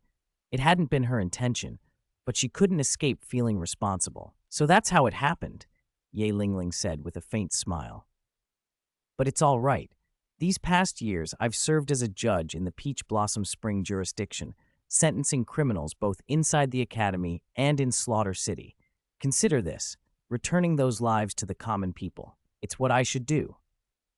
Huo Wushuang, having come back to his senses, stared at her with surprise. With your fire quality, for a collision to double the output, the other flame's particle intensity couldn't have been weaker than yours. Could it be? This person also possessed an ultimate fire? Where did they come from? Every one of them is no worse than us.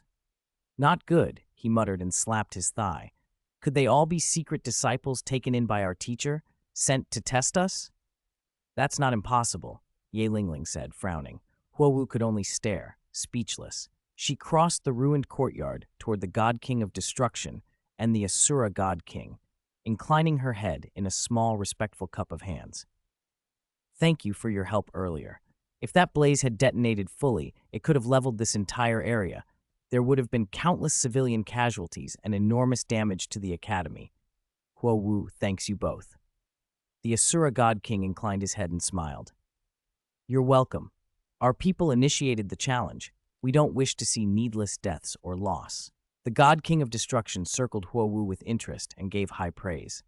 Girl, you're very capable. You have the potential to become a divinity. Thank you, Huo Wu replied faintly, then produced 3 peach blossom badges in her palm and offered them. The Asura God King looked surprised. But we were defeated. Why give us the badges? Huo Wu's expression was steady. Even though I barely won, you proved your strength. Each of you bears ultimate power. That is exceptional. More importantly, your respect for and protection of life aligns with our Academy's principles. Even in defeat, you deserve these badges.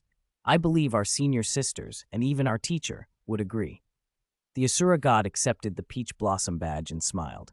Your Academy's morals are indeed sound. You truly are his students.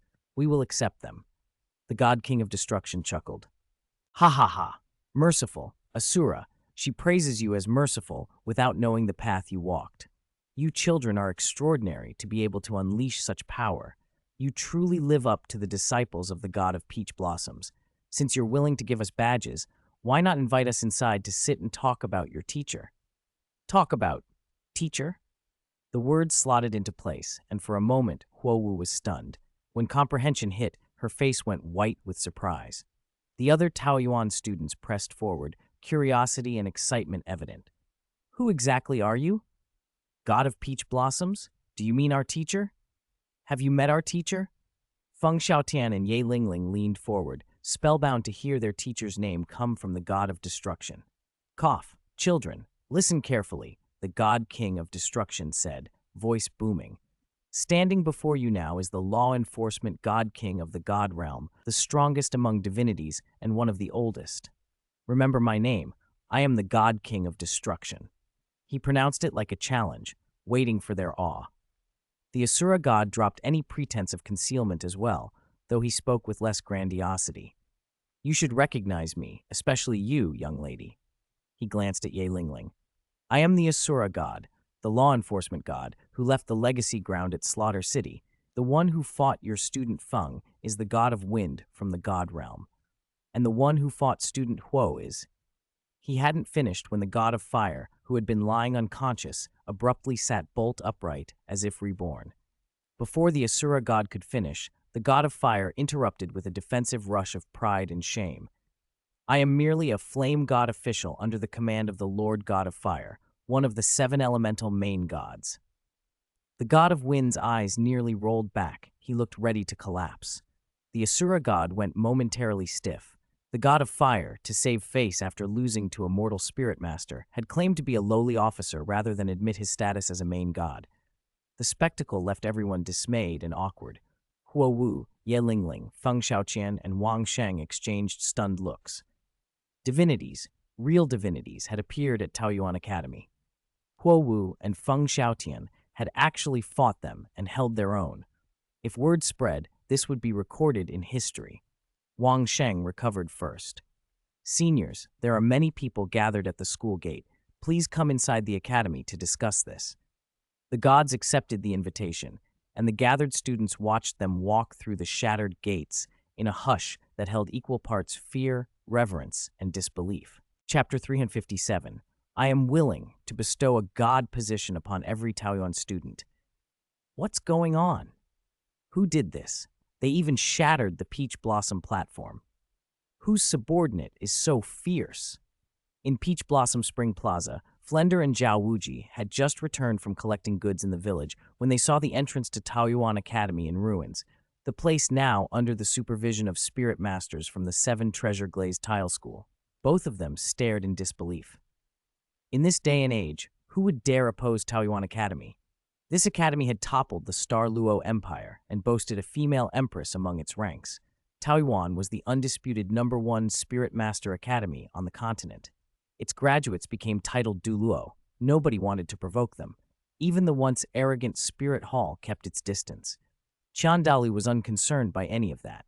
He had spent his days obsessing over the angel goddess's thoughts and praying to the world's salvation sacred branch until exhausted.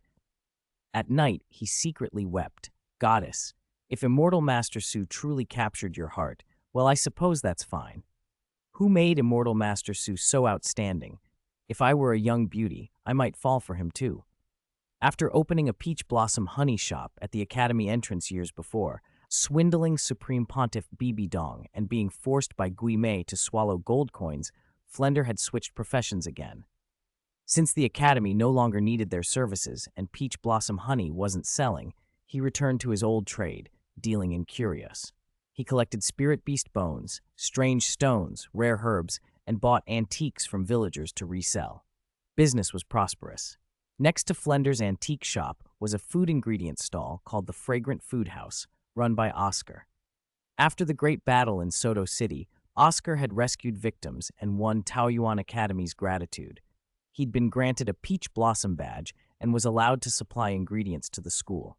With the academy's prestige behind him, Oscar carved out a niche selling produce in Soto City and, after saving enough, opened his own shop.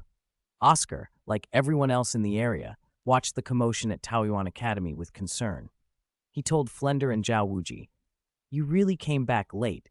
If you'd been just a bit later, our shops might have been destroyed. You won't believe me. Just now, the Academy issued 4 peach blossom badges, and a few unfamiliar guests came and nearly beat Sister Huowu and Brother Xiao Tian." What? Flender and Zhao Wuji reacted in shock. Huo Wu and Xiao Tian are both over 90 ranks. Where did such strong spirit masters come from who could stand against them? I don't know, Oscar shrugged. It's not something we can deal with. I won't worry about it. I'm happy enough with this comfortable life. Just hope nothing unforeseen happens to Taoyuan Academy. It's almost dinner time. I've got to help in the kitchen, he added. Hey, Boss Flender, it's cold lately. Could you send over a pot of mutton hot pot? Okay, Flender said. In front of the lecture hall at Taoyuan Academy, peach and maple petals drifted on the breeze. White jade tables were crowded with students in school uniforms. All the disciples who remained at the academy had gathered, Mu Yunteng, Mu Yunju, Chu Ruoshui, and more. The highest-ranking students present were Dugu Yan and Ye Lingling. The very top seniors, Senior Sister Rongrong, Second Senior Sister Zhuqing, Third Senior Sister Yuran, Senior Sister Xiao Wu, and others, were away seeking opportunity and breaking through to the God realm, so leadership among the assembled students naturally fell to the 6th and 7th ranks. The academy's music teacher Tang Yuhua and the guardian Dugu Bo had also come. Dugu Bo looked healthier than his age suggested, ruddy-faced and robust, less the crook people expected, more like a man in his 30s. Under the peach trees, 4 distinguished guests sat. They were truly divinities. Dugubo's eyes widened in curiosity. Senior Asura? Senior God King of Destruction? You mentioned my teacher. Any news of him? Duguyan asked bluntly. Did Immortal Master Su cause trouble in the God realm? Yilingling pressed. Asura God smiled wryly. It's embarrassing to say. Immortal Master Su is like a dragon that shows its head but not its tail. We have no idea where he's hiding. Not even we can find him in the God realm. That's why we made an exception to descend to Taoyuan Academy and ask for help, the God King of Destruction added. As for the current turmoil in the God realm, it's related to Immortal Master Su. Two of his students founded a force called the World Salvation Society in the God realm, and it has stirred considerable unrest, Asura God explained. Just the thought of the angel goddess and the Rakshasa goddess gave him a headache. Duguyan and Ye Lingling exchanged shocked looks. Is that true? Ye Lingling asked. Absolutely, the god of wind nodded. Duguyan mused. That sounds like our teacher. Wherever he goes, he takes a few disciples and teaches them something different. We worried he might be in trouble in the God realm, but instead he's stirring things up. Huo Wu, who had been watching, suddenly sparkled with excitement rather than dread. Truly worthy of being my teacher. He can stir up trouble even in the God realm.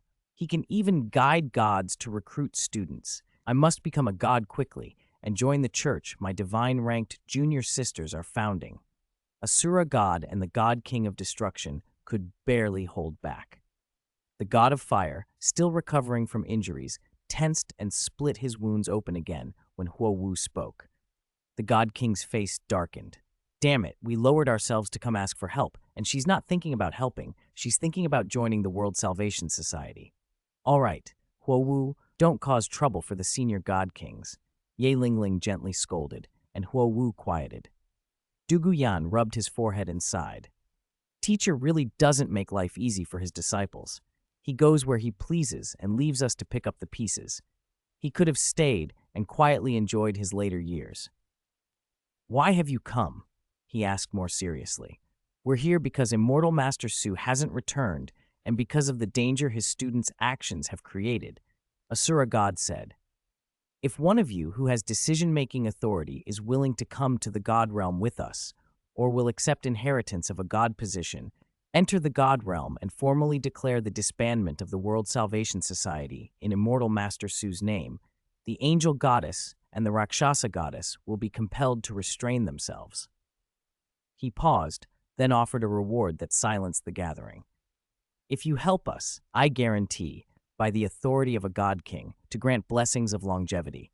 At least 6 of you will be able to successfully inherit God positions in the God realm. 6, murmured the students. If 6 is not enough, Asura God continued, I will not be stingy. I have seen your strength, and I trust Immortal Master Su's teaching. I am willing to let all current Taoyuan students receive inheritance to a God position, and it will be selectable. Asura God's words struck everyone like a thunderbolt. Even the God King of Destruction stared at him in wide-eyed disbelief, as if to say, Asura, are you insane, or did I hear wrong? Chapter 358, I want to become the sun god and burn my teacher's butt. Asura Jura God's words fell over the academy hall like a thrown stone. The place went terrifyingly quiet. Only the sound of a light breeze and drifting peach blossoms could be heard. Every spirit master in the room felt the weight of the sentence. Whoever heard it would be stunned. The God King of Destruction couldn't help but glare at Asura God and project his voice with thinly veiled anger. Are you out of your mind? Do you know how many people study at this academy? How dare you make such a promise? Asura God answered calmly. What are you afraid of? Have you not always wanted to expand the God realm and fill the vacant God positions? The chance is right in front of you.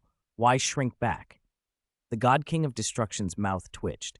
I want to strengthen the God realm, yes, but I don't want to turn it into a wet market. Asura God laughed as he transmitted back. Destruction, pay attention. Tell me, as we walked in here, did you see many students at Taoyuan Academy? Everyone gathered here barely numbers a dozen. Even if that number were 10 times greater, it would still be only 100. During the Dragon God War, many divinities were lost. Nearly 2,000 gods were reduced to a few hundred survivors. After so many years of selection and inheritance, the number has only recovered to a little over 1,000 divinities, and several hundred god positions remain vacant. Even if every one of these hundred-some Taoyuan students inherited a god position, we still wouldn't fill them all. Hearing this, Destruction, who had been skeptical, fell silent. Calculated that way, it was indeed an opportunity. Damn, How did Asura think of everything? Destruction looked at him in suspicion, now convinced that Asura must have planned this all along. They'd come to Taoyuan Academy with the real aim of scouting for successors. If Asura took all these students into his camp, Destruction would suffer a huge loss, so it was a good thing he had followed. The God King of Destruction cleared his throat and spoke, his voice suddenly almost paternal. This old man will guarantee that every one of you children will find a suitable God-positioned legacy. This old man can frankly tell you, your teacher, the god of peach blossoms, possesses peerless aptitude and a unique divine core. His future achievements are limitless. One day he will rank among the god kings. At that time, you will assist your teacher and govern the god realm alongside this god king. The realm will shine in unprecedented splendor, and no one will dare to cross you. What do you think? Ye Lingling, Du Guyan, Huo Wu, Feng Xiaoqian, and the other students present were moved. The idea of one day working with their teacher, of governing the god realm together, set their hearts racing. They could not stay calm. Asura god, god king of destruction, are you both sincere? If we become divinities, will we be able to find our teacher? No matter what, becoming a divinity will make us stronger and let us help our teacher. It's worth trying. Since the two god kings have personally come to ask for our help, as students of Taoyuan Academy, it would be insulting if we didn't stop our junior sister from causing trouble. Huo Wu inhaled deeply.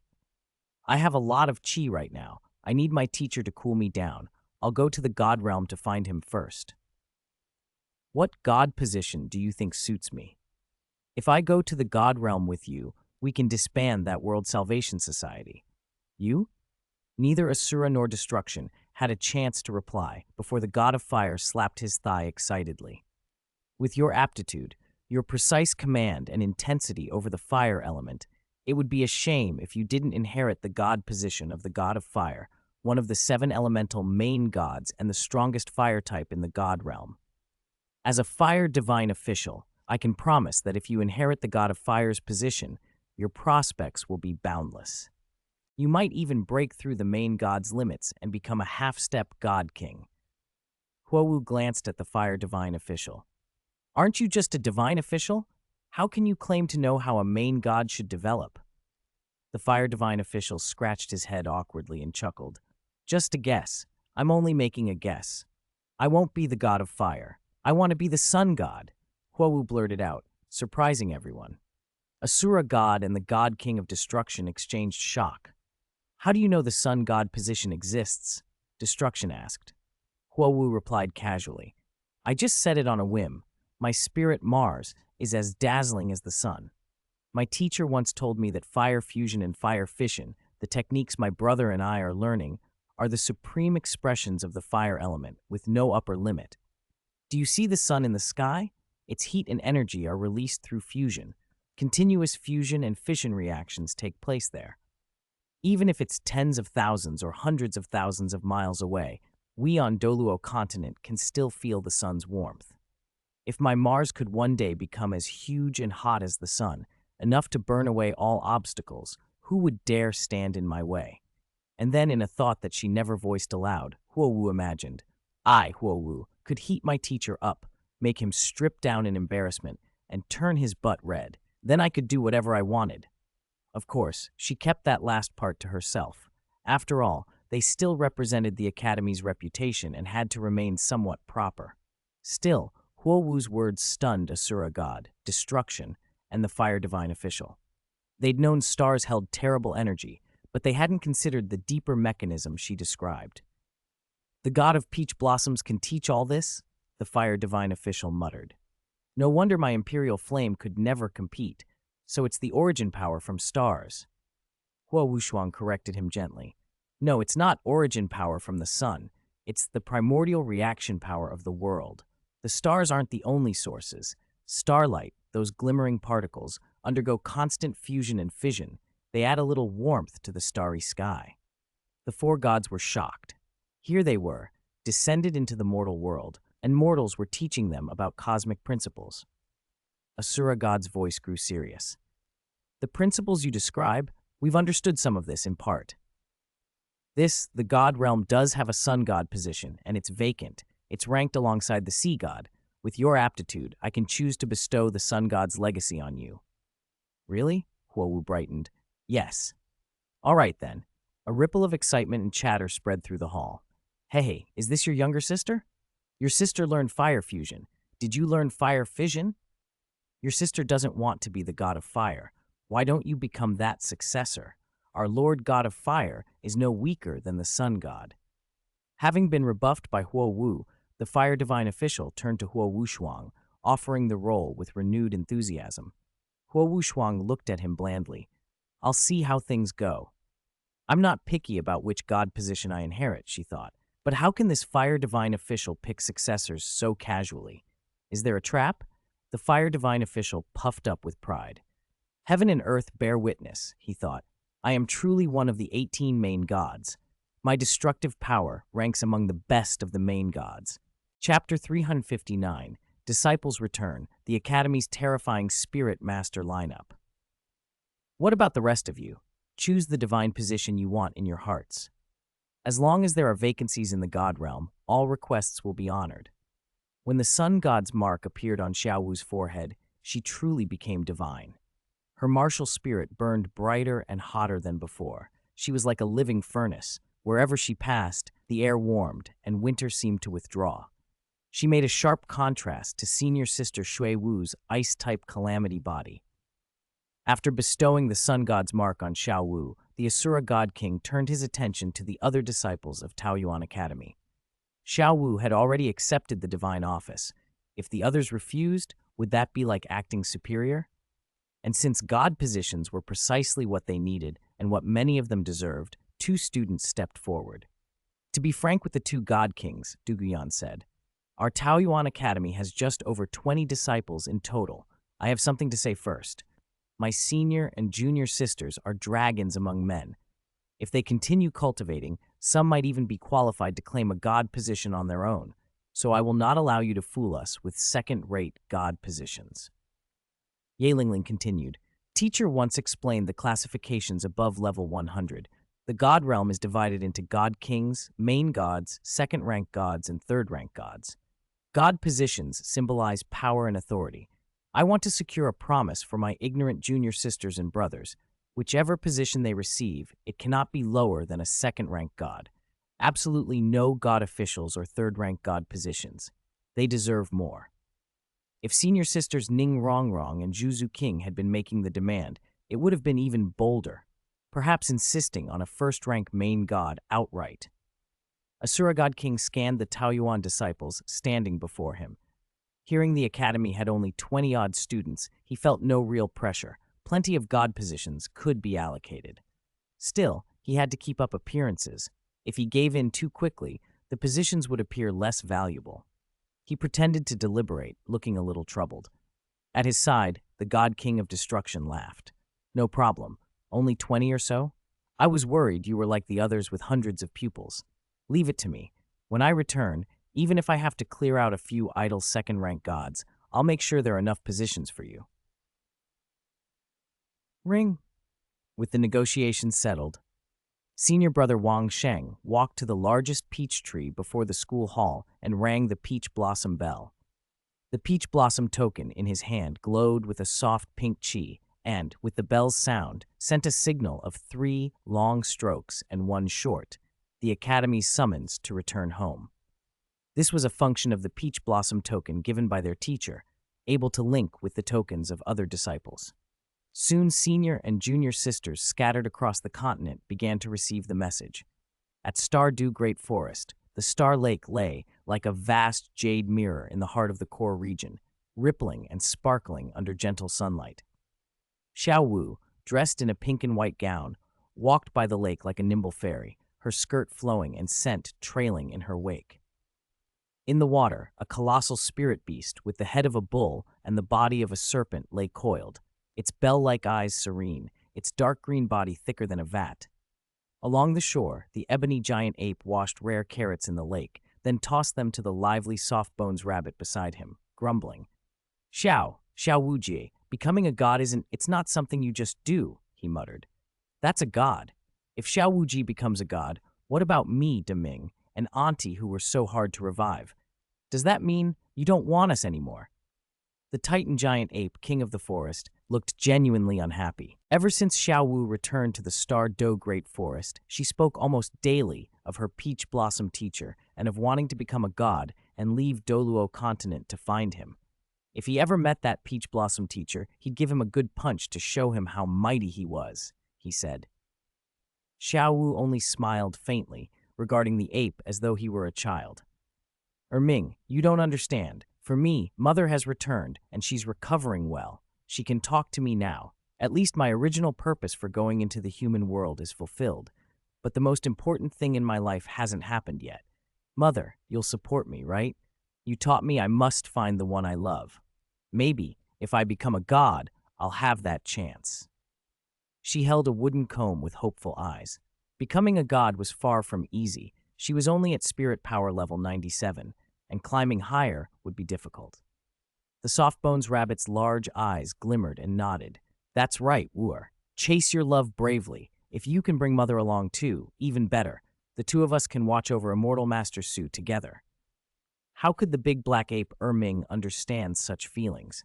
At that moment, Xiao Wu's portable peach blossom token vibrated. Her face changed.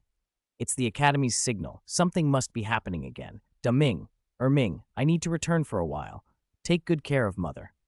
Before the words had fully left her mouth, she leapt, a pale streak like moonlight across the sky, and sped toward the Academy. The Sky Azure Bull Python gave a low, contented growl. "Xiao Wu Jie, don't worry. We'll wait for you."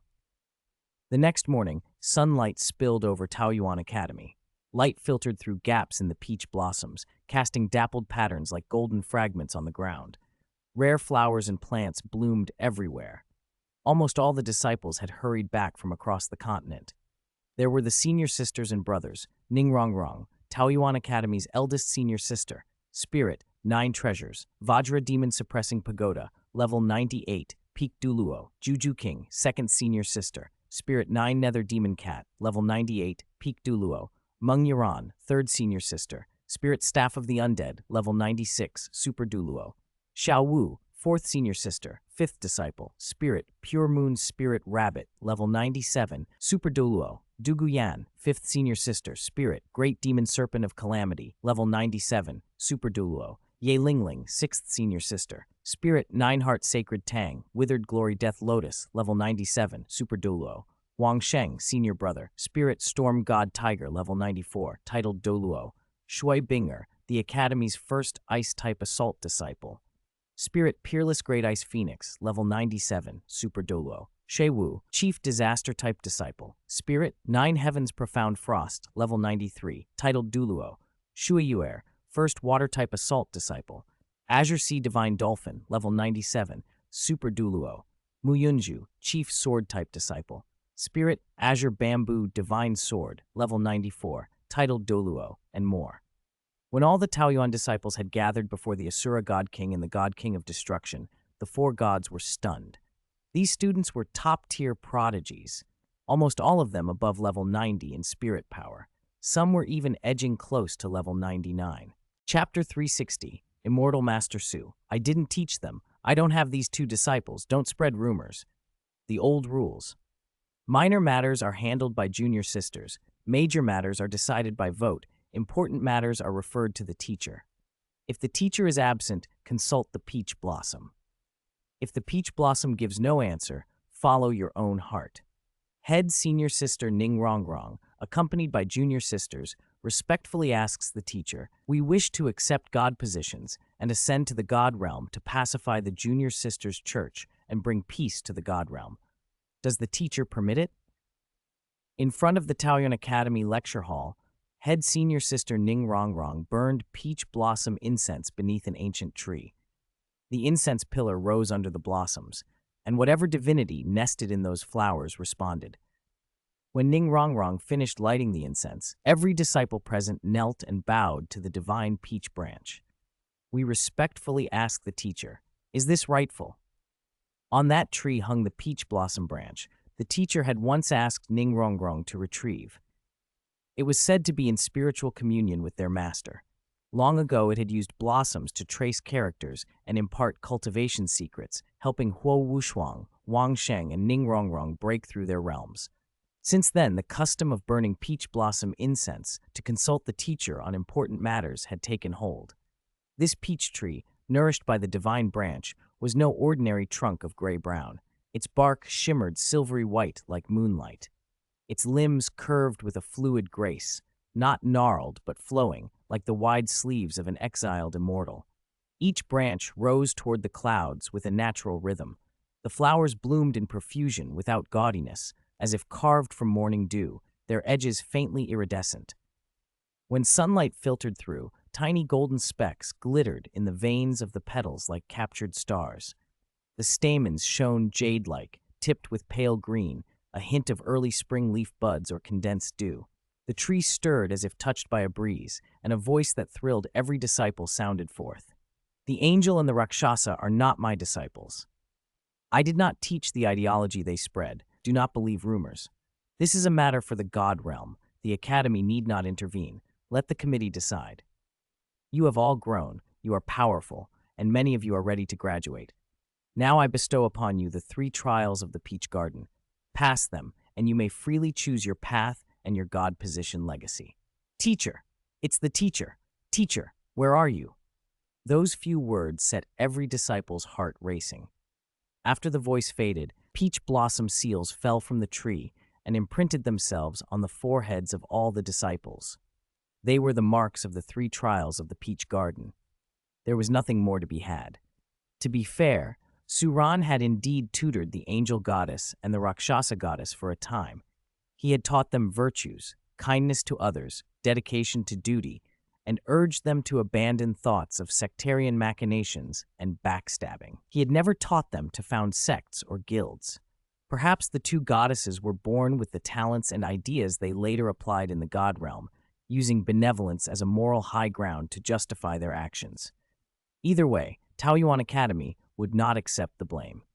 With the teacher silent, the disciples steadied themselves and contemplated the 3 trials now sealed upon them. The trials were these: inquiry of cultivation, not a test of raw strength or realm, but of how well one integrates mind cultivation into their realm and masters ultimate techniques. Inquiry of principle, an examination of one's understanding of heaven and earth, their concepts and worldview concerning all things. Inquiry of heart, only by breaking a flower does one learn the intent to protect it, only by hesitation does one understand compassion. This tests the disciples' true thoughts and aspirations. Ning Rongrong was the first to emerge from her reverie. She cupped her hands respectfully toward the Asura god and the god king of destruction. 2 esteemed god kings, my apologies, she said. The angel and the Rakshasa are not the teacher's disciples, so we cannot intervene in this matter. Both the Asura god and the god king of destruction had heard the teacher's voice. Their faces tightened with vexation at Suran's refusal to be implicated. An obvious denial. It wasn't me. Don't spread those rumors. But the Asura god only smiled faintly.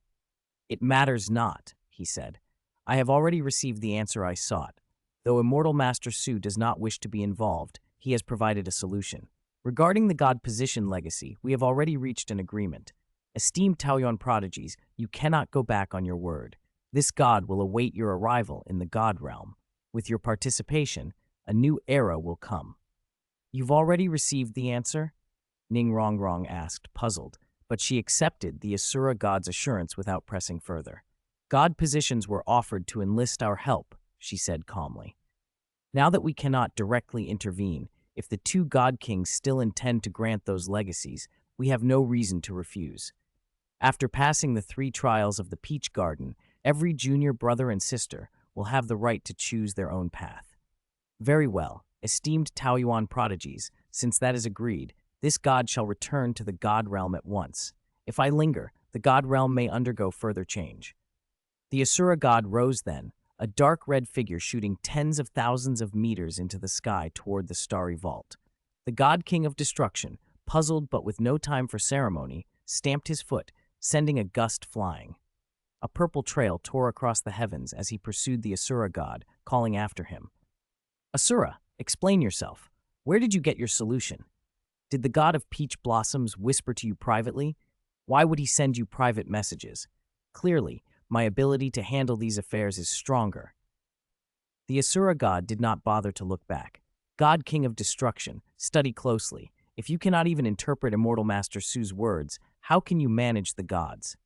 Since Immortal Master Su disclaims the angel and the Rakshasa as his disciples, why be so apprehensive? I have the God of Space's shuttle record of Immortal Master Su's words. If the Goddess of Life and the others learn that the World Salvation Society was not founded at Immortal Master Su's behest, will the Goddess of Life still support the World Salvation Society?